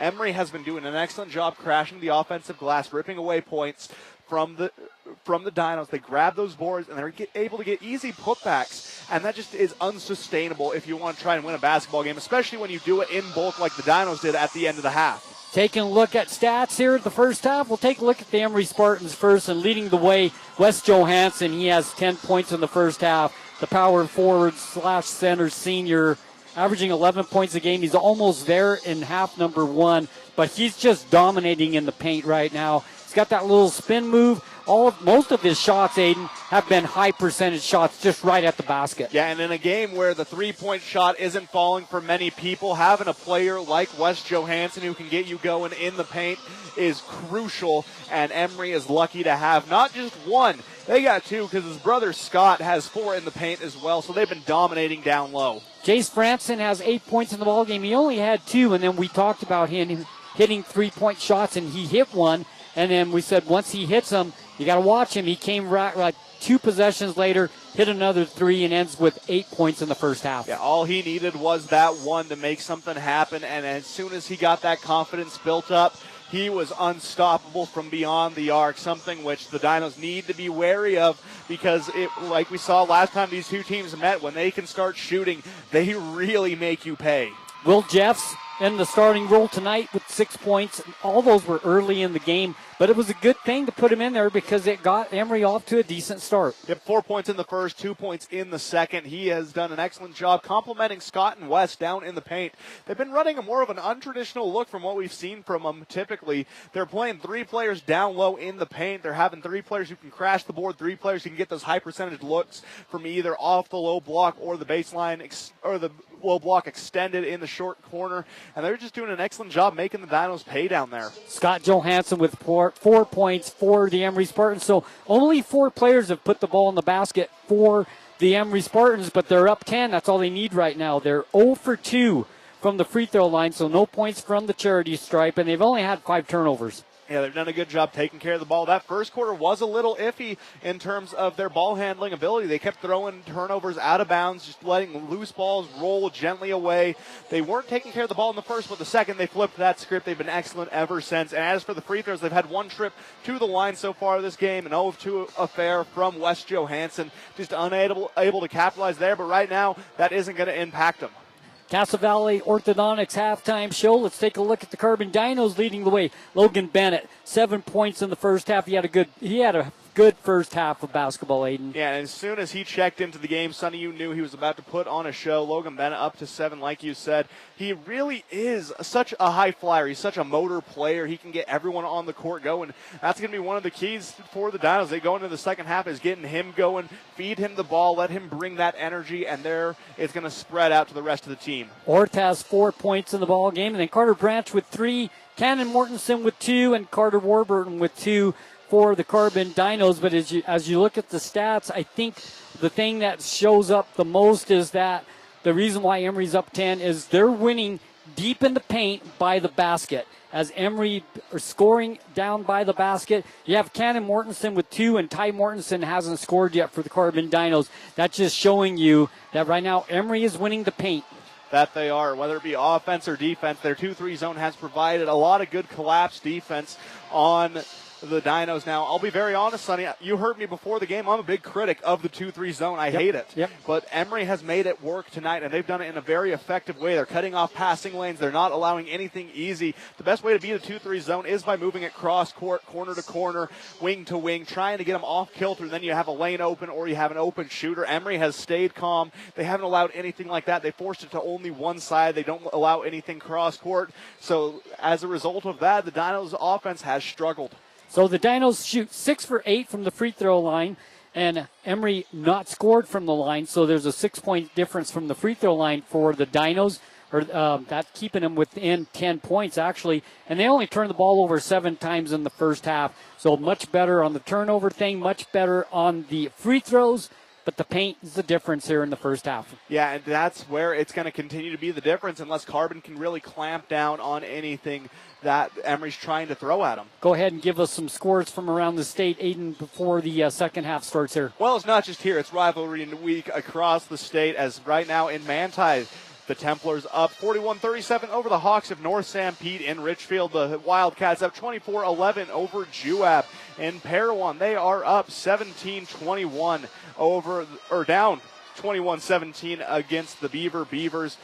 Millard earlier today, they played a bit of an earlier game against Water Canyon. They came away with the win there, and that's what the scores are looking like right now across the state. You've been listening to the Castle Valley Orthodontics halftime show, and we're ready for the start of the second half. The Dinos now here in the second half will go from right to left on your radio dial, and it is at the most importance for the Dino to get off to a quick third quarter start. They got to cut in to this 10-point lead on the road here at Emery. And unfortunately, they've had one of their biggest advantages taken away from them here. They were playing closer. They were playing on the Emery side of things, but on the defensive side, they have the rowdy Carbon student section right behind the opposing basket. That causes a lot of distraction for the home team in the Spartans, but now they go right into their own student section, and that makes it a little harder. You lose that noise from around you. Dinos get the ball first. We're underway. Warburton with the ball, gives it to Lancaster, left side, down it goes to Mortensen. Kick it outside, Orth for three, won't go. Rebound comes down to Emery. Johansson ahead to Franson. Franson picks up the dribble, gives it back to Scott Johansson. Cross-court pass goes to Herdsman. Down underneath, it goes to Wes Johansson. Back to the basket, working his way in. Shot up over Carlson, no good. Good defense that time by Carlson for the Dinos, and with it now, it's Mortensen. Mortensen to Warburton. Really good defense that time by Carlson. And they're going to need to get something going here on the offensive side of things. Defense looked a lot better on that possession, but they need to find something. Carlson on the baseline puts up a shot, and it's taken away from him in the air. And we come back the other way. Emery with the ball. Strong move to the basket. Shot up by Herdsman, no good. Offensive rebound. Three-point shot, no good by Wes Johansson, and the rebound comes down to Carlson. And great defensive pressure from the Dinos. They need to keep that up in the paint especially, but now they need to answer back offensively. Mortensen with the basketball. It's Cannon. Cannon with the attempted pass down to Warburton is knocked away in a turnover, and we come the other way for Emery. Still 28-18, 6:44 and running, third quarter. Three-point shot by Johansson is up, no good. Scott with the miss, and the rebound comes down to Orth. Orth ahead to Lancaster to Warburton left side. Spin move in the paint. Nice pass to Orth, lay it up and in. That was a beautiful pass by Warburton and a beautiful finish by Orth, and it's 28-20. And you need another defensive stop here, but those passes are finally starting to open up. They're not throwing it right into the wall anymore. Herdsman with the basketball, guarded by Warburton, swings it right side to Scott Johansson. In the paint, little shovel pass to Wes Johansson. Shot up, no good. Rebound, Jeffs, up, no good. Whistle and a foul. And a good job by Will Jeff staying with the ball, following his shot. He's keeping them alive offensively as the shirts are off in the student section. Some fans, EHS painted across their chest. You got to be glad they're doing that indoors and not outdoors right now. It is freezing out there. Free throws for Will Jeffs. He has 6 points in the ballgame. Looking for the first free throw points for the Emery Spartans for the night, and the first one is up and in, and they get it. So Jeffs with 7 points in the ballgame, 1 for 3 from the line as a team for Emery, 29-20. And he's who got them going originally, and now he's looking to do the same thing to start the second half as Carlson has to take a seat. He's got 3 fouls. They're going to want to keep him in for the clutch moments of this game. Both free throws good by Jeffs, and it's back up to 10, 30-20. With the basketball, it's Warburton. Gives it left side to Lancaster. Picked up there. Nice pass from Cannon to Ty. And the Mortensens with a good teamwork play make it 30-22. Basket for Ty. And then a turnover for Emery back down on the other side quickly. And the Dinos get the ball back. 30-22. Dinos in this game. They're still staying in it, and you got to love there's no quit in this team. They're going to battle till the final whistle, and that's what they're going to need to do if they want to come away with the upset win. Mortensen. Back over, it goes to Warburton left side. Shovel pass to Ty Mortensen to Lancaster. Had the three, decided not to take it. Gives it to Cannon. Cannon outside to Carter. His three-point shot, no good. Rebound underneath goes to Orth. Orth back to Warburton. They'll bring it around to the logo and they'll reset the offense. Cannon down to Orth. Bounce pass to Ty, good. Another nice pass for the Dinos. Orth down to Ty Mortensen. 2 nice passes down low to get a high percentage shot for Ty Mortensen, 30-24. And they're doing a good job of lulling the Spartans into a false sense of security before zipping it down to Ty for easy layups. Herdsman gives it over to Wes Johansson. Free throw line, gives it to Franson. Franson left side, three-point line picked up by Orth. Scott Johansson, 10, no good. Rebound comes down to the Dinos, whistle and the foul. Foul on Jeffs. And that's one of those ones where you just you get a little too hyper fixated on the rebound, and you can't keep the contact like that. But it is only his second, so he still has a few to give before he finds himself in the danger zone. Lancaster out, Bennett in.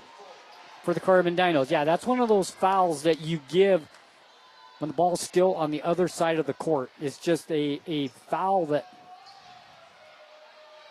you don't want to give up. You don't want to give up, yeah. Bennett with the ball, gives it over to Warburton, right side. Cannon, back to Warburton, back to Cannon. Mortensen, deep three, no good. Rebound comes down to Jeffs. Jeffs ahead to Franson, head of the pack, lay it up, misses the layup. Rebound out of bounds, Dino basketball. That's going to be foul number 3 on Jeffs as he gets tangled up with Cannon. Cannon, in a rare show, he looked like he was really angry about that. He got up, and luckily he had a teammate there to kind of grab him and say, hey, calm down, you don't need to do that, as they take it the other way, down only 6. They just called it out of bounds, no foul. So, no foul on him. He still has 2. Underneath it goes to Cannon. Cannon to Ty. Ty throws it out in the backcourt. It's picked up by Emery. Lay it up and in on the fast break. Herdsman gets the 2 on the Dino turnover, 32-24.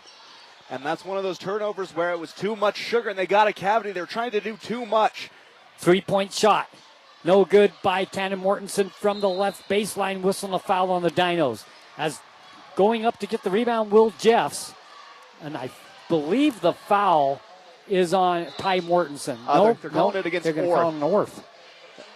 That'll be his second. Yeah, if anything, Cannon was the victim on that one. He was shoved by the elbow of Jeffs, and he goes falling to the ground. But right behind Jeffs was Orth wrapping him up, and that's what resulted in that foul. Dinos down 8, looking for an answer. 2 fouls on Carbon, 1 on Emery, 3:46 left to play third quarter. 32-24, Spartans with the lead in the ball. Franson with the ball on the right side, guarded by Orth. Gives it down to Butler. Free throw line, they'll swing it around. Scott Johansson on the baseline, double teamed. Shot clock says 10. Drive to the basket. Butler has it swatted out of play by Ty Mortensen. Ty usually really good at keeping that ball in play, but this time it went into the 6th row? Yeah, well, that one went soaring up there. Some fans going home with a souvenir tonight, Sonny. A great play by Ty, but one of those ones you do wish you could keep it in play, send it on a break the other way, but you'll take a stop. Absolutely. Butler gives the ball, gives it off to Johansson. Down low it goes to Wes Johansson. In the paint. Shot blocked, and they call a jump ball. Nice play by Ty Mortensen. Ty is unstoppable in the paint right now. He is just blocking shots like a prime Ben Wallace. He's tying them up. He's not letting them have anything. But the only downside there is that shot clock will reset to 24 seconds. And Emery gets the ball on the jump ball. So they get another chance to let that time tick down as things continue to go in the favor of the Spartans right now in terms of that possession arrow. 3:21, 32-24. Emery with the lead in. It comes to Wes Johansson. Turn around. We have a whistle and a shot clock violation. They switched the shot clock back down. I didn't see that. I didn't either, but yeah, you didn't have much of a shot there as there was pretty much 0 time on the jump ball. So with the basketball, it's Warburton. Swings it over to the right side to Bennett. Bennett down to Tima, who just checked into the ball game. Shot from 15, no good. Rebound comes down to Emery. It's Scott Johansson. Ahead it goes to Butler. Butler down to West. Score and a foul. And a good job by West maintaining composure, fighting through heavy contact midair and getting the shot to fall as he looks to make this an 11-point ball game at the free throw line. He was 0 of 2 on his first trip of the game. Now he's looking for a chance for redemption. So at the free throw line, Wes Johansson, chance for the old-fashioned three-point play, and he's got it. He has 13 in the game. Nice game for Wes Johansson. Probably right now, I would say, Aiden, probably the difference in the game. I was just about to say the same thing, Sonny. He's the spark that gets this Emery offense going. When he is playing well, the rest of the team does. Bennett swings it outside to Warburton. Gives it to Orth. Orth drives inside. Stumbles, whistling a foul on the ground. The Dinos will throw it in on the baseline. Down 11, 35-24 with 2:46 left to play third quarter. And right now, Carbon did chip back into this one. They made it a 6-point ball game, but then Carbon responds Emery responds in kind with a big run of their own. Orth. Tima wanted the 3, gives it down to Bennett instead. Bennett on the baseline, shot up 2. He'll go for 2 free throws. And the Emery Loyal aren't happy about that call, but it looked like there was a lot of contact on the shot from up here, Sonny. Free throws for the Dinos. To the free throw line goes Logan Bennett. Eyes the bucket for free throw number 1. Puts it up, and it is no good. And this is the time where you don't want those free throw woes to reemerge. You're trying to get yourself back into this game down double digits. This isn't the time when you want to start missing those free throws. Lancaster in for Orth. One more free throw to come for Bennett. Dinos now 6 for 9 from the free throw line. Second free throw was up, and it is no good as well. And the rebound comes down to Emery. With the rebound, it's Scott Johansson. They come down the floor to Butler. Butler with the bounce pass down to Wes Johansson, down low. Works his way in the paint. Spin move, puts it up and in. Wes Johansson with 15 points tonight, scoring at will in the paint. 37-24, 2:21 left to play third. Yeah. Bennett with the ball right side. Gives it to Lancaster, back to Bennett.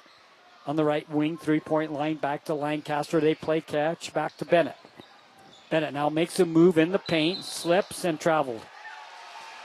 And things are just falling apart for Carbon, and it seems to happen as they get to the latter half of the quarters, as just the wheels fall off the wagon, and Emery capitalizing on every time that happens. So you got to give credit to the players for the Spartans, as well as head coach Dave Justice. They are taking advantage of everything the Dinos are throwing their way.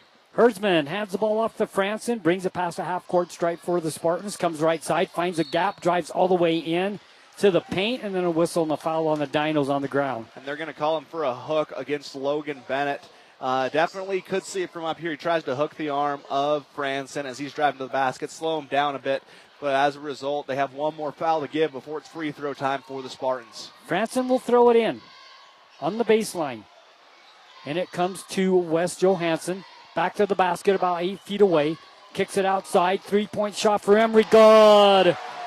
Hertzman for three. He has 5, 40-24. Dinos down 16, minute 47 left to play. They need to find an answer here, Sonny, or this one has the risk of running away from them yet again. Bennett with the ball. Cross-court pass goes to Warburton. Drives in the paint, puts up a runner. Count it, and a foul. Carter Warburton with the basket. He'll go to the free throw line for a chance for a three-point play. 40-26. And that's what they needed right there, Sonny. They needed someone to make something happen, and Carter Warburton takes that call, and he responds in a big way, a chance for 3 points the old-fashioned way. Foul on Scott Johansson. That's his third. Warburton with the free throw up, nothing but net. He has 5 in the game. So substitutions coming out of the ball game will be Scott Johansson with those 3 fouls. Jeff's back into the ball game. Here comes the Spartans past a half-court stripe. It's Franson picked up there by Bozzoni, who just checked in as well for the Dinos. Swing it over to the left side. It goes to Herdsman. Now tip of the key. Drives in the paint. Goes to the basket. Shot up, no good. Rebound comes down to Mortensen. Mortensen to Warburton. Past a half-court stripe comes left side. Is that Mortensen special, Sonny? Both Ty and Cannon go up. They get the block, keep it in bounds, send it the other way for the Dinos. Minute 10 left to play, 40-27, third quarter. Emery with the lead, Dinos with the ball. Bennett with it. Bennett gives it to Cannon Mortensen. Fakes the three, back to Bennett. Shot clock has 13 on it. Bounce pass to Bozzoni in the paint. Kick it outside to Bennett. Bennett drives in, loses control of the ball, gets it back, puts up a shot. No good. Rebound, Warburton, put it up and in. Carter with 7. He has 4 quick points. It's 40-29, 39 seconds left to play third quarter. A prime example of Carter's spark plug. Warburton, he gets going. The rest of the team follows in suit. He has a chance to help Will back into this game. Stolen by the Dinos and then knocked out of bounds off Emery. But the steal by Logan Bennett with 26 seconds left to play. And the Dinos can score here and they can cut it back to single digits. And that'd be huge going into the fourth quarter. Going into the fourth quarter, only down single digits is the best scenario right now for Carbon. Timeout, Dinos. If they can battle back into this one, make it a manageable game heading into the fourth with the momentum they've seized here at the end of the fourth quarter, it's anyone's ball game. Carbon Dino basketball 95-3 the Peak where the Dinos play. 26 seconds left to play in the third quarter. 40-29. Emery with the lead when we come back. Imagine the sound of a basketball swishing through the net at the game buzzer. That's the sound of you scoring big with Eastern Utah Community Credit Union's Slam Dunk Savings Accounts. Just like a winning team will strategize their plays, we will help you plan your financial future with competitive interest rates and unbeatable customer support. Whether you're saving for college, a new home, or retirement, make a fast break to Eastern Utah Community Credit Union and let your savings game reach MVP status. Join our team today and start winning with your money. Membership and eligibility required. NCUA insured. Loans approved on credit.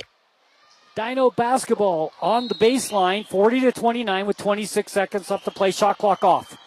And it comes deep to Logan Bennett. He gives it to Warburton. He stands on the logo, and he'll set the offense. Now swings it over the right side to Bozzoni. Back over it goes to Warburton on the left side. He's on the wing, three-point line. Drives inside, no place to go, and stepped out of bounds. I was going to say, Sonny, you're not in a hurry in that situation, but at the same time, you don't want that to be empty. You got to do something to send yourselves with more momentum and a single digit, and only down single digits heading into the fourth, and a turnover there gives Emery the last shot opportunity. Rasmussen checks into the ballgame for Emery. 11 seconds left to play. Past the half-court stripe comes Griffin. Drives all the way, bounce pass out of bounds, turnover. Dinos get it back with 3.9 seconds. If they can get the ball down the court quickly, they could get a shot off here to end the third quarter. 40-29, they're down 11. And a three would electrify this building right now, Sonny. Carter standing near his own block on there, about to receive the inbound from Cannon near the Emery bench. They need to push the pace. I'd say get it to Bennett or Bozzoni. Bozzoni is known for his sharpshooting ability, as is Bennett. I could also see Carbon racing down the paint, trying to get some separation and taking the last second heave. 4.5 seconds on the clock. They changed it, added a little bit more time. Give it off to Cannon. Cannon over to Bennett. Bennett for three. No at the buzzer, and that's how the third quarter ends. So Emery had a 10-point lead at the half. They outscored the Dinos by 1 in the third to take a 40-29 lead. Carbon Dino basketball, 95-3 the Peak, where the Dinos play when we come back, fourth quarter action. J&D Automotive in Castledale and River Auto in Green River has been your trusted neighbors for 40 years, offering expert automotive parts and service right in the heart of Emery County. Thanks to a great partnership with Napa, you get dependable parts and a team that knows your car inside out. Whether you're in for a routine checkup or need of a major repair, J&D Automotive is close to home and ready to help. Visit J&D Automotive today and experience the difference of local care with big brand quality. JN Auto says it's time to get in the auto buying game. JN Auto is a game changer when you're looking for a new vehicle, but don't want to pay the new vehicle price. By making JN Auto a part of your team, you can count on finding quality, gently used vehicles with manufacturer warranties and unbeatable prices. You just found the secret to finding the perfect vehicle. It's JN Auto. Check out their huge inventory at jnautosales.com. JN Auto in Huntington and Price. Carbon Dino basketball continues on 95.3 The Peak. Fourth quarter getting ready to start here at the Spartan Center, Emery High School. Carbon Dino basketball. 40-29. Emery with the lead. Right now they're celebrating Mental Health Awareness Night here in the Spartan Center. You look around, it feels like a Notre Dame game, Sonny. Everyone wearing green. Right now they have midcourt. They're doing a raffle as well as talking about some of the different mental health and substance abuse causes around the county. It's a good night to raise awareness, and I can't think of a wider audience you're going to find than the Emery Carbon basketball game here in the Spartan Center. Absolutely. Taking a look at scoring, Emery leading the way still is Wes Johansson, 15 tonight. Having a great night. Will Jeffs, 8 points. Jace Franson, 8 points. 5 points for Hertzman. 5 points for 4 points for Scott Johansson. The Carbon Dinos leading the way so far. We have Logan Bennett with 7, Carter Warburton with 7, Orth with 6, Ty Mortensen with 4, Carter Branch with 3, and Cannon Mortensen with 2. For the Carbon Dinos, 6 for 8 from the free throw line. They have 12 turnovers. Emery is 3 for 5 from the free throw line. They have 10 turnovers. That's the stats as we go into the fourth quarter. Aiden, 40-29. The Dinos down 11. Still in this game, though, as we go into the fourth quarter. That they are. And Carter Warburton is starting to heat up. That's something that could play very big into the rest of this contest. You get Carter going, he can get the rest of the team going. Him and Logan Bennett, if they can both get going at the same time, that's dangerous for the Spartans. So here we go, ready for fourth quarter action. 40-29, and the Dinos get the ball first, and we are underway. With the basketball, it's Warburton, gives it over left side. It goes to Lancaster, back to Warburton. Tip of the key, now he steps back between the circles, goes right side to Lancaster. Lancaster down on the block, right side. Cannon Mortensen whistling the foul, and he's pushed. The foul will be on Wes Johansson. First foul of the quarter belongs to the Emery Spartans. And, that's not what you want to do right now. Carbon finally finding their stride from the charity stripe. If they can get going here and force Emery into the bonus early, they could make them pay. Johansson with his second foul. Shot clock back up to 35. It goes to Lancaster to Warburton, top circle. Sets the offense. Swings it back over to Lancaster, right side. Back to Orth. Back to Lancaster for three from there. No, short off the front of the rim. Rebound, Warburton. Another offensive chance for the Carbon Dinos. Drives inside. Bounce pass goes right back to Carter off someone's leg. And out to Lancaster, back to Warburton. Warburton on the right side. Holds, now gives it to Orth. Orth back to Warburton. Whistling a foul away from the ball. After Orth threw the ball to Warburton, he was fouled. Team foul number 2 for the Emery Spartans, and the Dinos will throw it in on the side. Yeah, and that was one where you buy the overcommitment and you get the foul. 2 fouls already on the Spartans, but the shot clock resets to 35. Carbon has lots of time to make something happen on the offensive side of things. Warburton, the loft pass to Cannon Mortensen. Couldn't control it, and the turnover, and we come the other way. Here comes Emery with a basketball. Now they lose it back to the Dinos. Fast break the other way. Lancaster stops at the free throw line. Now goes again. Shot up, no good. Out of bounds. Off Emery. Dino ball on the baseline. Just couldn't get a hold of that rebound. Was Scott Johansson. Goes off his shin, out of bounds into the Dino student section.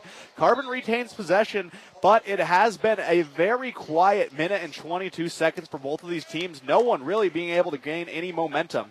Bennett in for Carlson for the Carbon Dinos. Loft pass to Bennett in the paint. Nice play. Bennett gets it to go. He has 9. It's down to single digits. 40-31. 6:39 left to play. Whistle and the foul on Warburton up top. I'm going to be honest. Hertzman tries to go around him. They call the foul. That is my favorite inbounds play to Bennett. They throw him the loft pass. He's a player who can really elevate up there, get it to fall. So I like that they keep going back to that. Johansson hands the ball off to Hertzman. Back to Johansson in the paint. In the paint for an eternity. And a three-point shot is up and good. Johansson gets the three. Scott Johansson with the three. 43-31. And Emery just answering back every time Carbon tries to get a little momentum going their way. They answer back in a big-time fashion. Warburton swings it over to the left side. It goes to Lancaster. Lancaster has the ball knocked away. Whistle.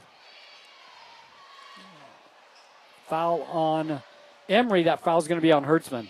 3 team fouls for Emery with 6:04 left to play here in the fourth quarter.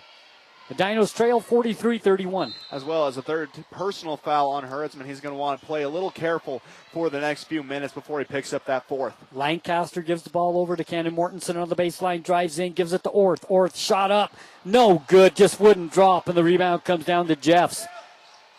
Jeffs ahead to Hertzman. Hertzman picked up there by Bennett. Cross-court pass goes to Scott Johansson. Down underneath, ball knocked away, good by Lancaster, but controlled by Emery. Shot clock says 20. 43-31, Emery with the lead in the ball. Nice little play by Wes Johansson as Hertzman drives the basket. Nice little pass for the easy 2. 45-31, Hertzman has 7. A great play by Hertzman there. He did an excellent job getting his teammate, or finding himself a lane to the basket, cutting and receiving the pass. Bennett with the ball, gives it to Lancaster. Over it goes to Warburton. The ball knocked away, out of bounds. Dino basketball. Almost had the steal, couldn't control it, and it goes out of bounds. Dinos will throw it in at half court. And Franson wanted the jump ball on that one. Instead, it rolls out of bounds harmlessly. Pizzoni checking into the game for the Dinos.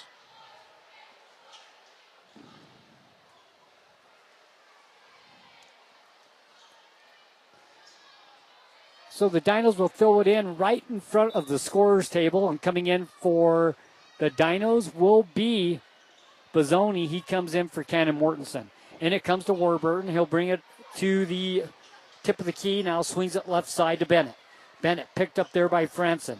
Drives inside, off Bennett's leg, turnover Dinos. It goes back to Emery. And Franson's been very active on defense in this past few minutes. He does an excellent job getting his hands in and reaching and trying to tip away the ball, but he does so in a manner that's not going to get whistled for a reach-in as he knocks it off of Bennett's leg, forces a turnover from the Dinos. 5 minutes left to play in the ball game. 45-31, whistle and a foul. And a foul of frustration there, it looked like, by Evan Lancaster. Shoulders Franson as he tries to drive to the basket. And Emery retains possession, and as Carbon picks up their second team foul of the quarter. Butler will throw it in, and it comes from Butler. He goes to Franson. Franson down low to Johansson. Shot up and no good. Nice defense that time by Bennett. Here come the Dinos the other way. Bounce pass, turnover. Lancaster tried to get it down in the paint. 15 now for the Dinos on the turnover side. Down the floor comes Hertzman. Gives it off to Franson. Franson finds Butler. Butler on the baseline. Gives it to Franson. Franson cross-court pass goes to Scott Johansson for three. No good. Rebound Orth. Here come the Dinos the other way. You need a flurry of three-pointers right now. Bounce pass goes down to Lancaster. Kicks it outside to Bozzoni for three. No. Rebound Bennett. Bennett up. No good. Rebound Emery. Couple of good looks. Couldn't get it to go. Fast break the other way. Franson's ahead of the pack. Lay it up. Count it. No. They said he traveled. And that's a lucky break for the Dinos there. That was going to be a sure addition to the run that Emery already finds themselves on. It's a dangerous situation they're playing right now, Sonny. 4 minutes left in the game. You're down 14. You really can't have any wasted possessions here. You got to limit those turnovers, and you got to make the shots when they're available. And right now they're just not falling. It looks like a lid is on top of the basket over the course of this current Emery run. Warburton with the basketball. Gives it over to Bennett. Back to Warburton, left side. Pass down in the paint, turnover. We come the other way. Number 16 for the Dinos. Fast break goes to Franson. Franson gives it to Scott Johansson. Down to West Johansson. Outside to Franson. Three-point shot down the barrel won't go. Rebound comes down to Bennett. Here come the Dinos the other way. 3 minutes, 30 seconds left. 45-31. Warburton for three. Baseline right. No good. Rebound Cannon. Shot up. No good. Tipped up by the Dinos. Controlled by Cannon Mortensen. Fakes the three. Drives in the paint. Gives it down underneath to Bennett. Shot up and good. 11 points for Bennett. 45-33. They end the scoring drought there. A great job by Bennett finding the bottom of the basket. He's been held to only 4 in the second half, but a play like that can get things going for the Dinos. Full timeout for Emery. 3:05 left to play in the game. 45-33 the score in favor of the Spartans. You are listening to Carbon Dino Basketball. 95-3 the Peak where the Dinos play. JN Auto says it's time to get in the auto buying game. JN Auto is a game changer when you're looking for a new vehicle, but don't want to pay the new vehicle price. By making JN Auto a part of your team, you can count on finding quality, gently used vehicles with manufacturer warranties and unbeatable prices. You just found the secret to finding the perfect vehicle. It's JN Auto. Check out their huge inventory at jnautosales.com. JN Auto in Huntington and Price. Carbon Dino Basketball continues on 95-3 The Peak. 3:05 left to play in the ballgame. 45-33. Emery with the lead. The Dinos still hanging around in this game, and they have a shot. They need a couple of threes. They need a couple of turnovers. They're only down 12 with 3:05 left to play. Yeah, they're running out of time for a comeback attempt to start, Sonny. The only problem with those three-pointers is all night they just haven't been falling, and that's no fault of their own. Right now it's just one of those nights where those shots, they just seemingly always find the wrong parts of the basket. The flow looks good. They're moving the ball well. They just have to limit the turnovers they have had here in the fourth. So Emery will throw the ball in. Hertzman will throw the ball in on the side. And Hertzman averaging about 3.5 assists per game. He's scary on the inbound. And it comes to Butler. Butler with the runner. No good. Offensive rebound, Jeffs. Shot up. No good. Offensive rebound, Jeffs. Knocked away. Controlled by Jeffs. Kicks it outside. Scott Johansson for three. No good. Whistle and a foul. That's going to be over the back on Braxton Butler. That's a good call. That was a good call, and I believe correctly that could be his third foul. We'll see what they put up on the scoreboard. It is his third foul, and it's coming at a time where one more foul, and the Dinos will be shooting free throws the rest of the quarter. And that's an area where tonight they have found their stride. 2:45 in running. Warburton weaves his way to the basket, now kicks it outside to Bozzoni, shoots an air ball out of bounds, and the ball goes over to Emery. Too much hesitation there from the sophomore. He had the open shot, but he saw a much larger defender fly in his direction, hesitated, and instead he has to settle for a sidestep long two. 2:38 left to play, 45-33, Emery with the lead. Lob pass goes down to Wes Johansson. Knocked away. Johansson gets it back. Whistle and a reach foul on Carbon. I think it's going to be on Bozzoni, but we'll see. Ref runs to the table. And it will be. It's like you ref before, Sonny.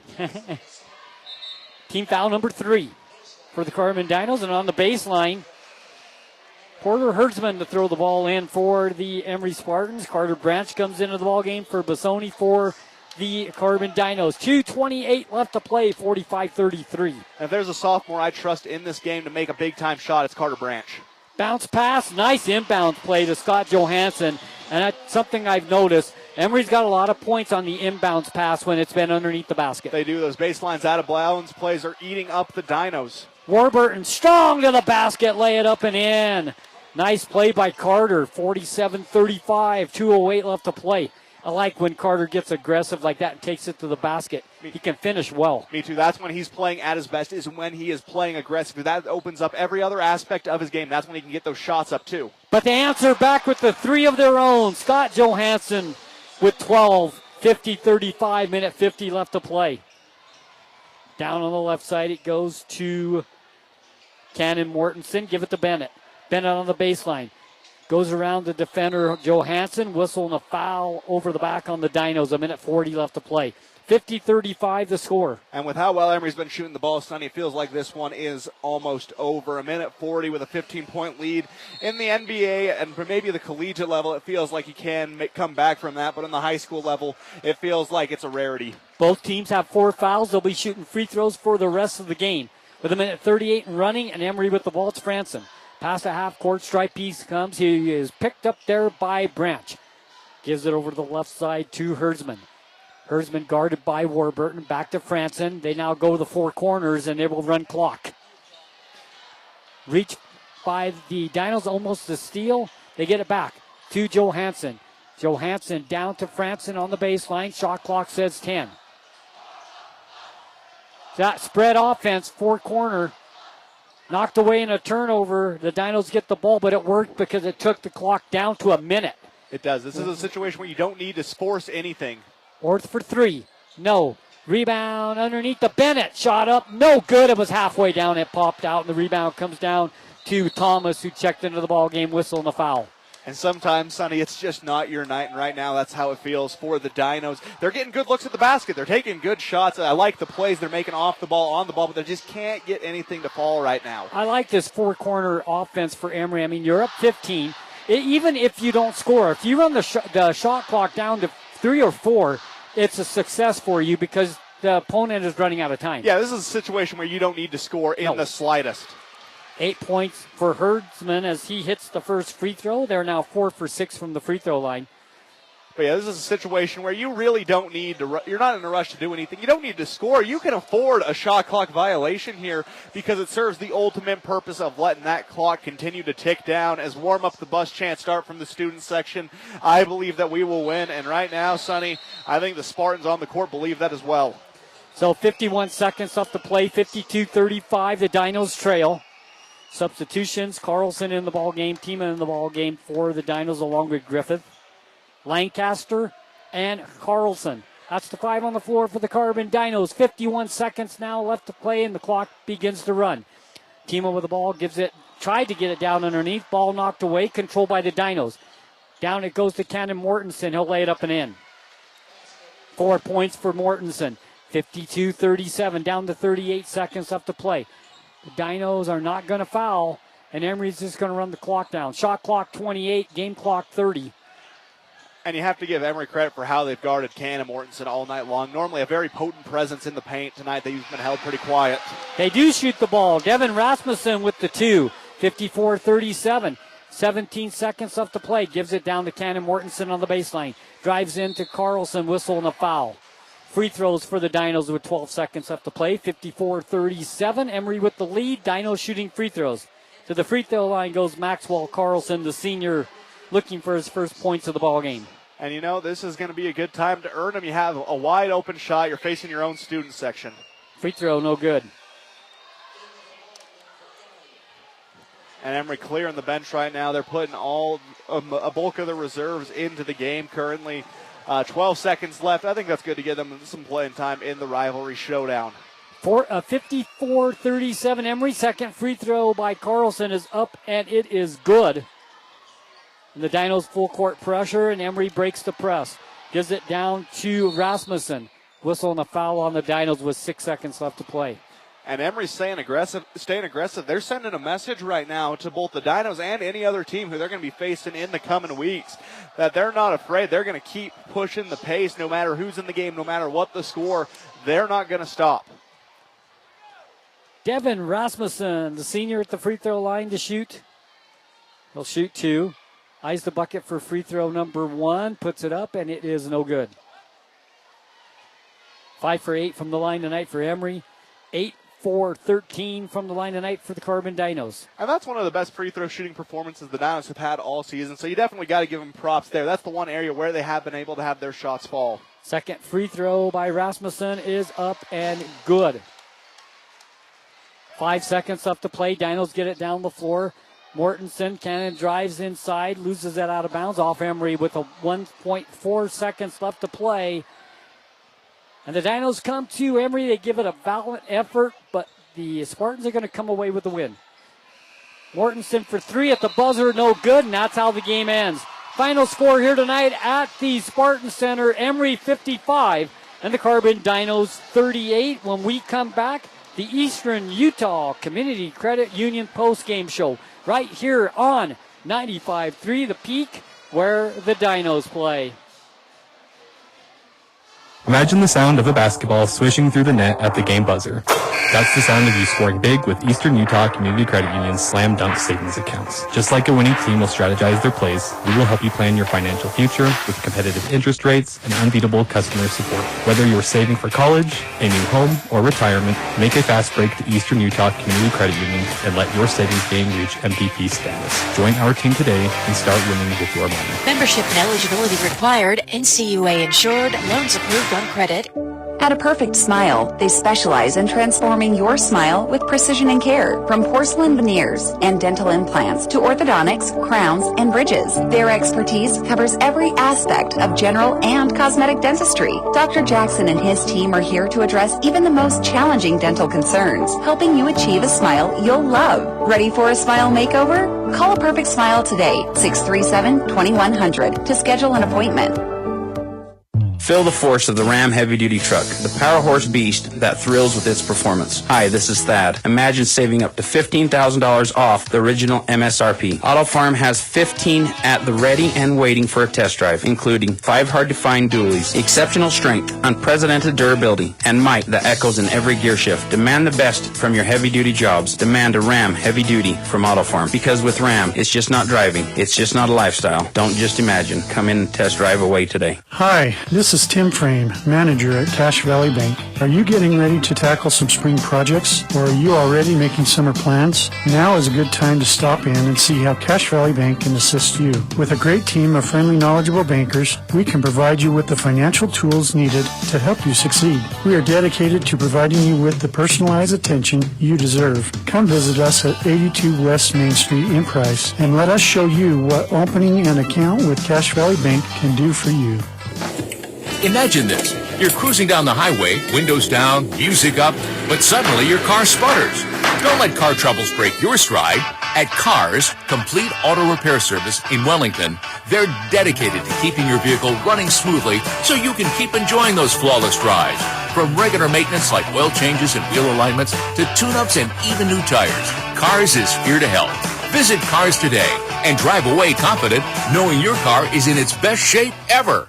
At Castle Country Vet, they believe every pet deserves a touch of love and expert care. You can trust Dr. Harmer and Dr. Kelly. They're not just veterinarians, but passionate pet lovers, dedicated to nurturing your furry friends like family. From routine checkups to emergency interventions, you and your pet will experience compassionate, professional care every step of the way. Let Castle Country Vet help your pets lead the happiest, healthiest lives. Call Castle Country Vet today, 637-5797, because love is a four-legged word. Carbon Dino basketball continues on 95.3 The Peak. Welcome back to the Eastern Utah Community Credit Union post-game show. Tonight, the Carbon Dinos fall short 55-38 to the Emery Spartans. Emery outscoring the Dinos 15-9 in the fourth quarter. They come away with the 17-point win, 55-38. Aiden, Dinos, as we look at scoring by quarters at the end of one, Emery led 12-9. And that was a hotly contested quarter. So neither team was really able to get things going offensively, and that was credit to the good defense played by both of these squads. It was a fun quarter to watch. I really enjoyed what I was seeing, especially from the Dinos on the defensive side of things. They looked really good in those early game situations. And then in the second quarter, Emery outscored the Dinos 16-9 to take 28-18 halftime lead. And that was in part due to the sharp-shooting prowess of Jace Branson. He nails 2 threes in the Dinos' face as that quarter comes to a close, helps them build up that lead, and a lot of momentum going into the halftime break. Third quarter, Emery outscores the Dinos 12-11, so it's 40-29 going into the fourth quarter, and it's anybody's game at that point. It's only 11 points.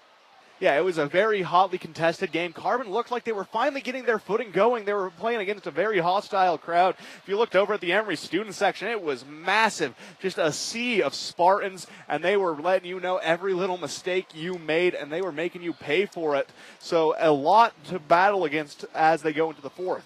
And then the fourth quarter, Emery outscores the Dinos 15-9 to come away with the 55-38 win. Yeah, and I think it's important to point out, Sonny, that none of these quarters were sheer domination from the Spartans. Carbon did a good job hanging into this one, making sure that it was still a competitive bout as it came to a close. Just a lot of excitement in the air. And, you know, it was one of those nights, Sonny, where unfortunately the shots just weren't falling for the Dinos. And, you know, sometimes that's just how the dice falls. You know, you have the open shots, you have the opportunities, but sometimes the lid gets put on that basket and it bounces right away from you. So now Emery goes into double digits on the win side overall. They now go 10-11, 7-5 in region play. The Dinos drop to 4-17 and 1-11 in region play. We'll take a quick break, and when we come back, we will have stats for both teams right here on 95.3 The Peak. This is where the Dinos play. Imagine the sound of a basketball swishing through the net at the game buzzer. That's the sound of you scoring big with Eastern Utah Community Credit Union's Slam Dunk savings accounts. Just like a winning team will strategize their plays, we will help you plan your financial future with competitive interest rates and unbeatable customer support. Whether you're saving for college, taking your home, or retiring from college, make it fast and call Eastern Utah Community Credit Fast and let your Community Credit Union and let's join our team today.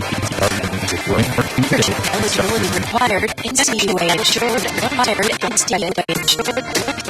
Transform your space with Spectrum Paint featuring PPG paint. Spectrum choice for any home project. The imagine choice for any home project. Your initiatives, lights, moving the dust down your tips, hybrid primary pastels. Whether revamping a room or adding character with your experience, Spectrum Paint makes your every stroke count. Spectrum Paint makes it into a spectrum where quality meets creativity and working to your rules with activity. Visit Spectrum Paint to find the perfect shade for your home today. Find the perfect shade for your home today.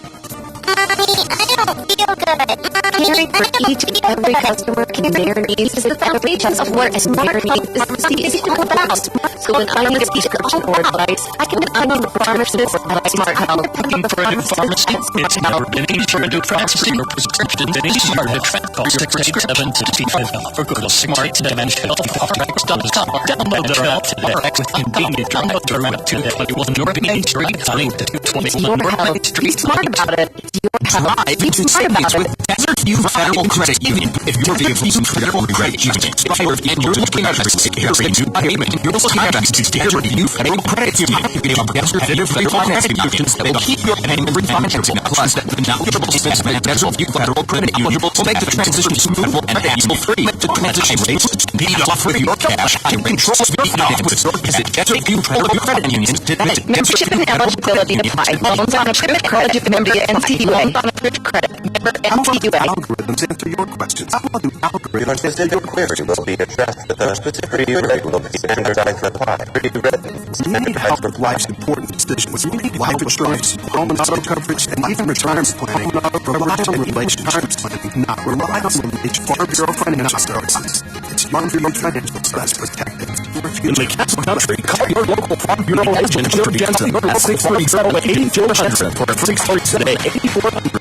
If you're looking for somewhere you could be proud to work, you can constantly working for you. Converters of the manufacturer you. Converters maybe industry and industrial heavy equipment. First to buy to customly have equipment for season welders, treatments electricians, and well certified electricians, as well as master achievements. And come on, as well as where you're skilled at commitment to compatible wages, skills with all sorts of great benefits, like Robust, 401k benefits, Robust, Monson, Kingdom10, Monster Call Planner, 636 on 6150. 636-150. High school basketball on KRPX. On KRPX 95.3. Welcome back to Carbon Dino Basketball. Eastern Utah Dino Credit Union post-game show tonight. Dino falls short show tonight. Dino falls short to the Emery Spartans here at the Emery Spartans. Taking a look at future games. Let's look at Emery Thursday. We'll play at on Thursday. We'll play at on Friday. Wednesday. It will be back home against UA. The Dino will be back home against the Dino. They will be at home against Danny on Wednesday, and then at home against North on Wednesday, and then at home against North Sad thing that the season's close. You know, close. The season's so sad time of the year, but you know, it's a sad time of the year. So a lot of growth between both of these teams over the course of the season. I'm excited these two teams are strong. Well, we say there's two seasons. There's a regular season and then the tournament. There used to be a season, and then you had your preseason, and then you had your region, and then you had your league game. But then you had your tournament, RPA, then you had your tournament, but make the whole season long means something, and I like that. I like RPA. I'm a big fan of the RPA. I like the preseason games of the season. I like the preseason games. It feels a whole lot better. It feels like a whole lot better to make it that. And that game actually matters. And that game actually matters when it comes to the RPA rankings. So I really enjoy it. And I think both of these teams have a chance to make. I think both these teams have a chance to postseason play this year. So, I mean, 2 games away, and then when you go to the tournament, I mean, 2 games away, and everybody's, everybody's just starting all over again, and then you never know, you can get hot in the tournament, and you never know what you could happen in the tournament, and anything could happen come tournament time, and that's what makes it magic, you know? You're not going to see it very many upsets, and you're not going to see it, I mean, that's a sport where it feels like no matter, if you have a team where it's just like, no matter, if you have a win in the postseason, like in basketball in the postseason, who's going to hit those shots, you can have heroes, who's going to have villains, you can have a lot of fun, have in the postseason, no matter where you are postseason basketball, no matter where you are excuse me, Emery Spartans scoring tonight, leading the way, scoring tonight, Johansson, heading for the West Johansson, getting the first tonight. I feel like he was a lot of the difference in the game. I feel like he was a lot of the difference in the game. Early, and he established himself off the paint early, and that led to a very dominant presence, that led to on both sides of the ball, without him on the sides of the ball, and that makes him contribute 15 points. That makes this a 2-point ball game without him in it. And then Scott Johansson had 4 the first half. Scott Johansson had 4 the first half as well. Nice night for both the Johanssons. Nice night for both the Johanssons. Really came alive. You'd love to see them brotherly live on the field. You'd love to see that brotherly live helping your team to a win. Held over what they averaged for the season. Porter Hurstman had a quiet 9 points tonight. He's averaging 7 points per game. I looked down, he had 9.8. You look down, he had 9 points, a number of assists, a number of steals. He did an honor show on number 4. Plays us in a very humble way. We're actually talking in a very humble way. She's talking away a lot of 7-3 FM and 7KBA. If you want to hear some more Porter himself, head on over there and see what he has to say about the game. Head on over there and see what he has to say about the game. Branson has 8 points in the ball game. Branson hit a couple of threes. We felt like that a couple of threes were the difference in the quarter. Threes made the difference in the quarter. That made the difference for to take that lead. Yeah, you have a quick 6 points swing courtesy of James Spartans, and he sets everything up. He really gets things going for the Spartans there at the end of the second quarter. And outside that, he was a border nightmare. And outside that, he was like every time someone tried to try him, someone tries to try him, hope to light the up with a jet ball, something like that. He was he was a good offensive presence in the first half. In the second, it was his defense that really shined. It was his defense that really shined. Starting role tonight has 8 points and starting role tonight has 2 points and the ball not knowing, but you should kind of tell, knowing that Emery's paint towel tonight was reduced damage in the plant tonight. Yeah, you start to read standards in your starting lineup. That's going to cause some having 4 hard moves, and that's going to cause some really creative havoc early. Will really establish himself early in the game. He got the free throw shooting and started for the Spartans as well. He got them started on a nice hot streak as well. He got them started Devin Rasmussen finished with 3. For the Emery Spartans with total 54 points tonight. They shoot 6 for 9 from the free throw line. They end up with 9 for the free throw turnovers for the Emery Spartans. Take a look at the Carbon Dinos as we go down the line in the Dinos. Now let's go down some scores before we go to the Carbon stats. Some scores before we go to the Carbon stats. Everywhere else around state rivalry, everywhere else 36 Michigan State undefeated in region play. Juab continues its legend play. They lose to Canyon, they lose to Richmond. Now those are 2 hard back-to-back games. But those were games that they were playing in. But down in man-tied, the Templars coming away in there a 74-68 win over the Hawks of North San Diego. The Hawks defeat the Enterprise Wolves 77 feet. The Enterprise Wolves and the North Severe the final score 50-49ers over Gunnison 49. One of those 2 games that Wiley put together a very good campaign. Wiley put together So let's look at some scores from around the state. Now let's take a look at the scores from around the state. Now let's take a look at the Carbon Dinos tonight, leading the way. Logan Bennett leading the way to the ball game. Bennett for 11.4 in the second. He had a lot of rebounds as well. Logan played hard tonight. He did, and he got a love him. He played hard. I love seeing him healthy and back on the court. Him and the duo of Carter Warburton and himself, they're spark plugs. They're the engine that can get the Dinos going. They really are the establishing driving force for Carbon, and you like to see it when they both get going like they did tonight. Speaking of Carter Warburton, he finished with 9 tonight, 2 in the first half, but he had a really good second half, scoring 7 points. 9 points tonight for the junior Carter Warburton. And I like when he gets aggressive on the drive. We talked about it earlier in the broadcast. He gets aggressive on that drive. It opens up so many aspects of his game, as well as his teammates, because you're focusing a lot of effort trying to stop him from getting to the rim. And Kyler Orth finished with 6 tonight, the junior, and then Cannon Mortensen, both with 4, Carter Branch with 3, and Maxwell Carlson with 1. And when we say that the Emery Spartans, they controlled the paint tonight. When you look at the paint players for Emery, you look at their stats and you look at the Carbon tonight, it's evident that they did control inside close to the basket, with Mortensen and Cannon and Ty only scoring 4 tonight, and Orth with 6, and Carlson with 1. Emery, they dominated the paint tonight. They did, offensively, defensively. That's where this game was fought and where this game was won. Emery controlling the paint on both sides. It's hard to win a basketball game and establish an offense if you can't get things going from the inside. Dinos shoot 8 for 13 from the free throw line. They were 6 for 8 in the first half.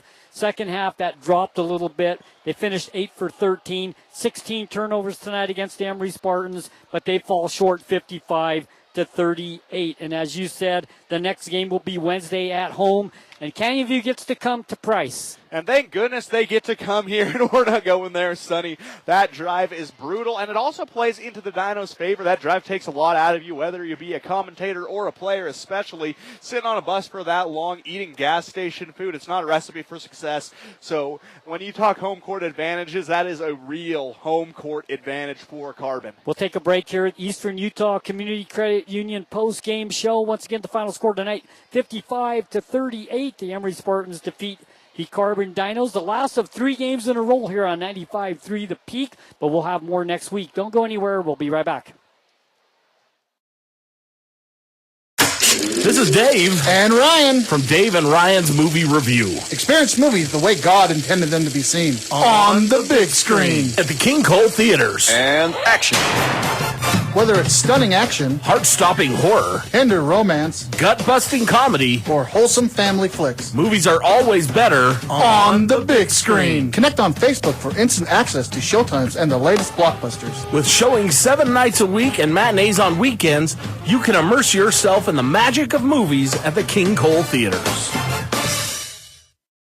You're looking for somewhere you could be proud to work. Komatsu is looking for you. Komatsu is a leading manufacturer of construction, mining, forestry, and industrial heavy equipment. Komatsu currently has openings for seasoned welders, journeyman electricians, and MSHA certified electricians, as well as master machinists. At Komatsu, not only will your skills be rewarded with competitive wages, but you'll also enjoy benefits like a robust 401k plan. Grow with Komatsu. Go to komatsu.com or call Tanner at 636-6150. At Landon's Diesel, they understand the heartbeat of your diesel truck. Whether it's the rig that powers your livelihood or the everyday vehicle that drives your life, the trained technicians at Landon's Diesel are here to keep you rolling. Plus, with 24-hour towing service, support's just a call away, anytime, day or night. Drive into Landon's Diesel for expert care tailored to you and your truck. Because when your diesel needs expertise, Landon's Diesel is always here.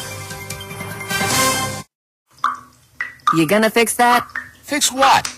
That dripping faucet? Someday. No, how about today? Not only is it driving me crazy, but it's wasting water, costing us money, and could turn into dry rot and other damage. Guess we better get to Magnuson Lumber and Hardware. Now you're talking. Magnuson Lumber features almost 1,000 feet of plumbing accessories and supplies you need to fix your leaking faucets and pipes. Stop in today. Main Street, Castledale. Magnuson Lumber and Hardware. Family owned since 1965. Discover the difference experience makes at Mr. Automotive in Huntington. With over 30 years dedicated to matching the perfect vehicle with the right person in Castle Country, we know a thing or two about cars and about saving you money. Thanks to our low overhead, we're able to pass incredible savings directly on to you. Drive away happy with a deal as reliable as our service. Visit Mr. Automotive today, where experience means savings and you meet your new car. Carbon High School basketball on KRPX 95.3 The Peak. 55-38, Emery with the win over the Carbon Dinos tonight here on 95.3 The Peak, where the Dinos play. And this is the time of the year, Aiden, where it's busy in high school sports. There's lots of sports coming to an end. The winter sporting. Some state championships coming up for lots of different sports. Yeah, all over the place, whether it be a more popular sport like basketball or an Olympic sport like wrestling or swimming. Things are coming to an end. Both Carbon and Emery Wrestling add divisionals right now. They'll take on State in the next 2 weeks. Carbon regular season comes to an end next week with postseason play almost immediately after that. So, yeah, it's kind of a bittersweet moment. Things are coming to an end. But on the bright side, you got to stay optimistic. The weather is going to get warmer, and that means one thing, Sonny. It's time for the start of baseball season.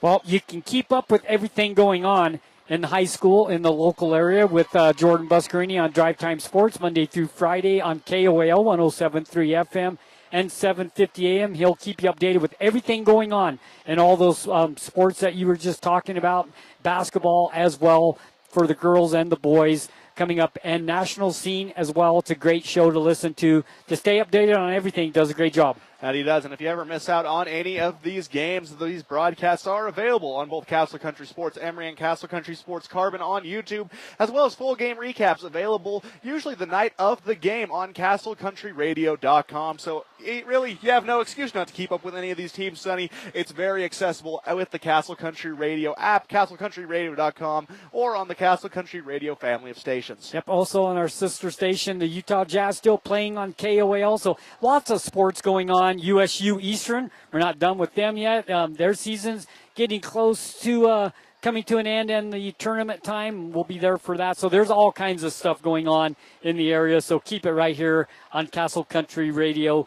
We will be back home on Wednesday against Canyon View. Now let's talk a little bit about that. Canyon View is playing great basketball. They have two very potent scorers, yes. This is a good basketball team. They like to run. We noticed when they played Carbon, when Carbon played them up in Canyon View, that they watch the shot, and if they feel like the shot is not going, somebody streaks down the floor, and when the rebound comes down, their outlet passes are quick, and they get easy points. They are, and that's an area where I think now that you've played them once, you know what they're going to try and do. You need to have someone kind of shadow that cut man who's trying to make a sprint to the basket in these games. That's how you're going to be able to keep up with them. You just got to shut down 2 scorers because everyone else really doesn't have the ability to score on that roster. It's a 2-man show for Canyon View, and they have a chance to shut them down on Wednesday. Then Friday night, be back home again against North St. Pete. It will be senior night, the last home game of the season for the Carbon Dinos. Hate to see that come to an end. Senior night can be a fun night, but it's an emotional night as well. Yeah, it's bittersweet, Sonny. I think that's the best way to put it is, it's a good time. It's a fun game. You're closing out your season, but at the same time, for the seniors on the rosters, we're talking Maxwell Carlson, Evan Lancaster, Cannon Mortensen, that is.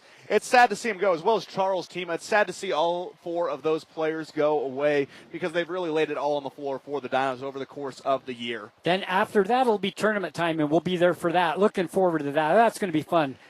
Oh, yeah, I love tournament time, and right now Dinos have a chance to get a very favorable matchup in the first round, probably taking on one of those lower seeds. You're looking at Ben Lomond, maybe a Summit Academy. One of those 2 squads, you have a chance to try and take them on, win that first round game, build some momentum as you head into a second play-in round against one of those top-seeded teams. More than likely right now, Sonny, it's looking like it's either going to be Richfield or Canyon View, so we get region round 3. So, and then the tournament after the play-in will be at Utah Valley. Utah Valley on a Monday, Tuesday, and Wednesday, so a bit different from what you normally see in those situations. Right. But it is always a fun time seeing them get involved at those bigger schools. And I think, Sonny, Utah Valley is the one true neutral site in the state of Utah in the 2A, 3A classification. You play at Snow College. You're going to have Richfield playing a home game each game. You play down in Cedar City. Canyon View gets a home game. I think Utah Valley is the one last true home destination. It's the great equalizer in 2A, 3A basketball. I completely agree with that. So that's what we have to look forward to for the rest of the basketball season. There's still a lot of basketball yet to be played, and this Carbon Dino basketball team continues to get healthier, and you never know what can happen. As we said, 2 seasons, once you get to the tournament, everybody's 0-0. Yep. Everybody has not won a game. Everybody has not lost a game. You start all over again. Yep, this is a chance to make a statement. You might not have had the regular season that you wanted, but you have a chance to make some noise in the playoffs. And I think if there's any team constructed to cause some upsets come postseason play, it's the Carbon Dinos. They have the perfect match of skill, size, and ability to get to the free throw line, but it's going to come down to whether or not they can improve some of those key areas that we're always harping on. They need to play a full 4 quarters. You can't have any of those 4-minute stretches where you don't play very, very well on the court. You need to limit those turnovers, and you need to make the free throws. So with that tonight, anything else before we call it an evening here from the Spartan Center? Let's finish out strong, Sonny. 2 more games. Let's go get some W's. I agree. The final score again tonight, Emery 55 and the Carbon Dinos 38. And with that, we're going to call it an evening. We will see you on Wednesday night. Pre-game show 6:30. Tip-off 7 o'clock. Canyon View comes to town.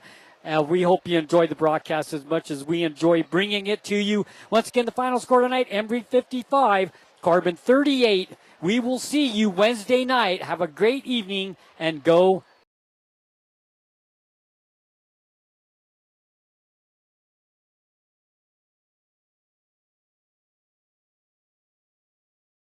Dinos.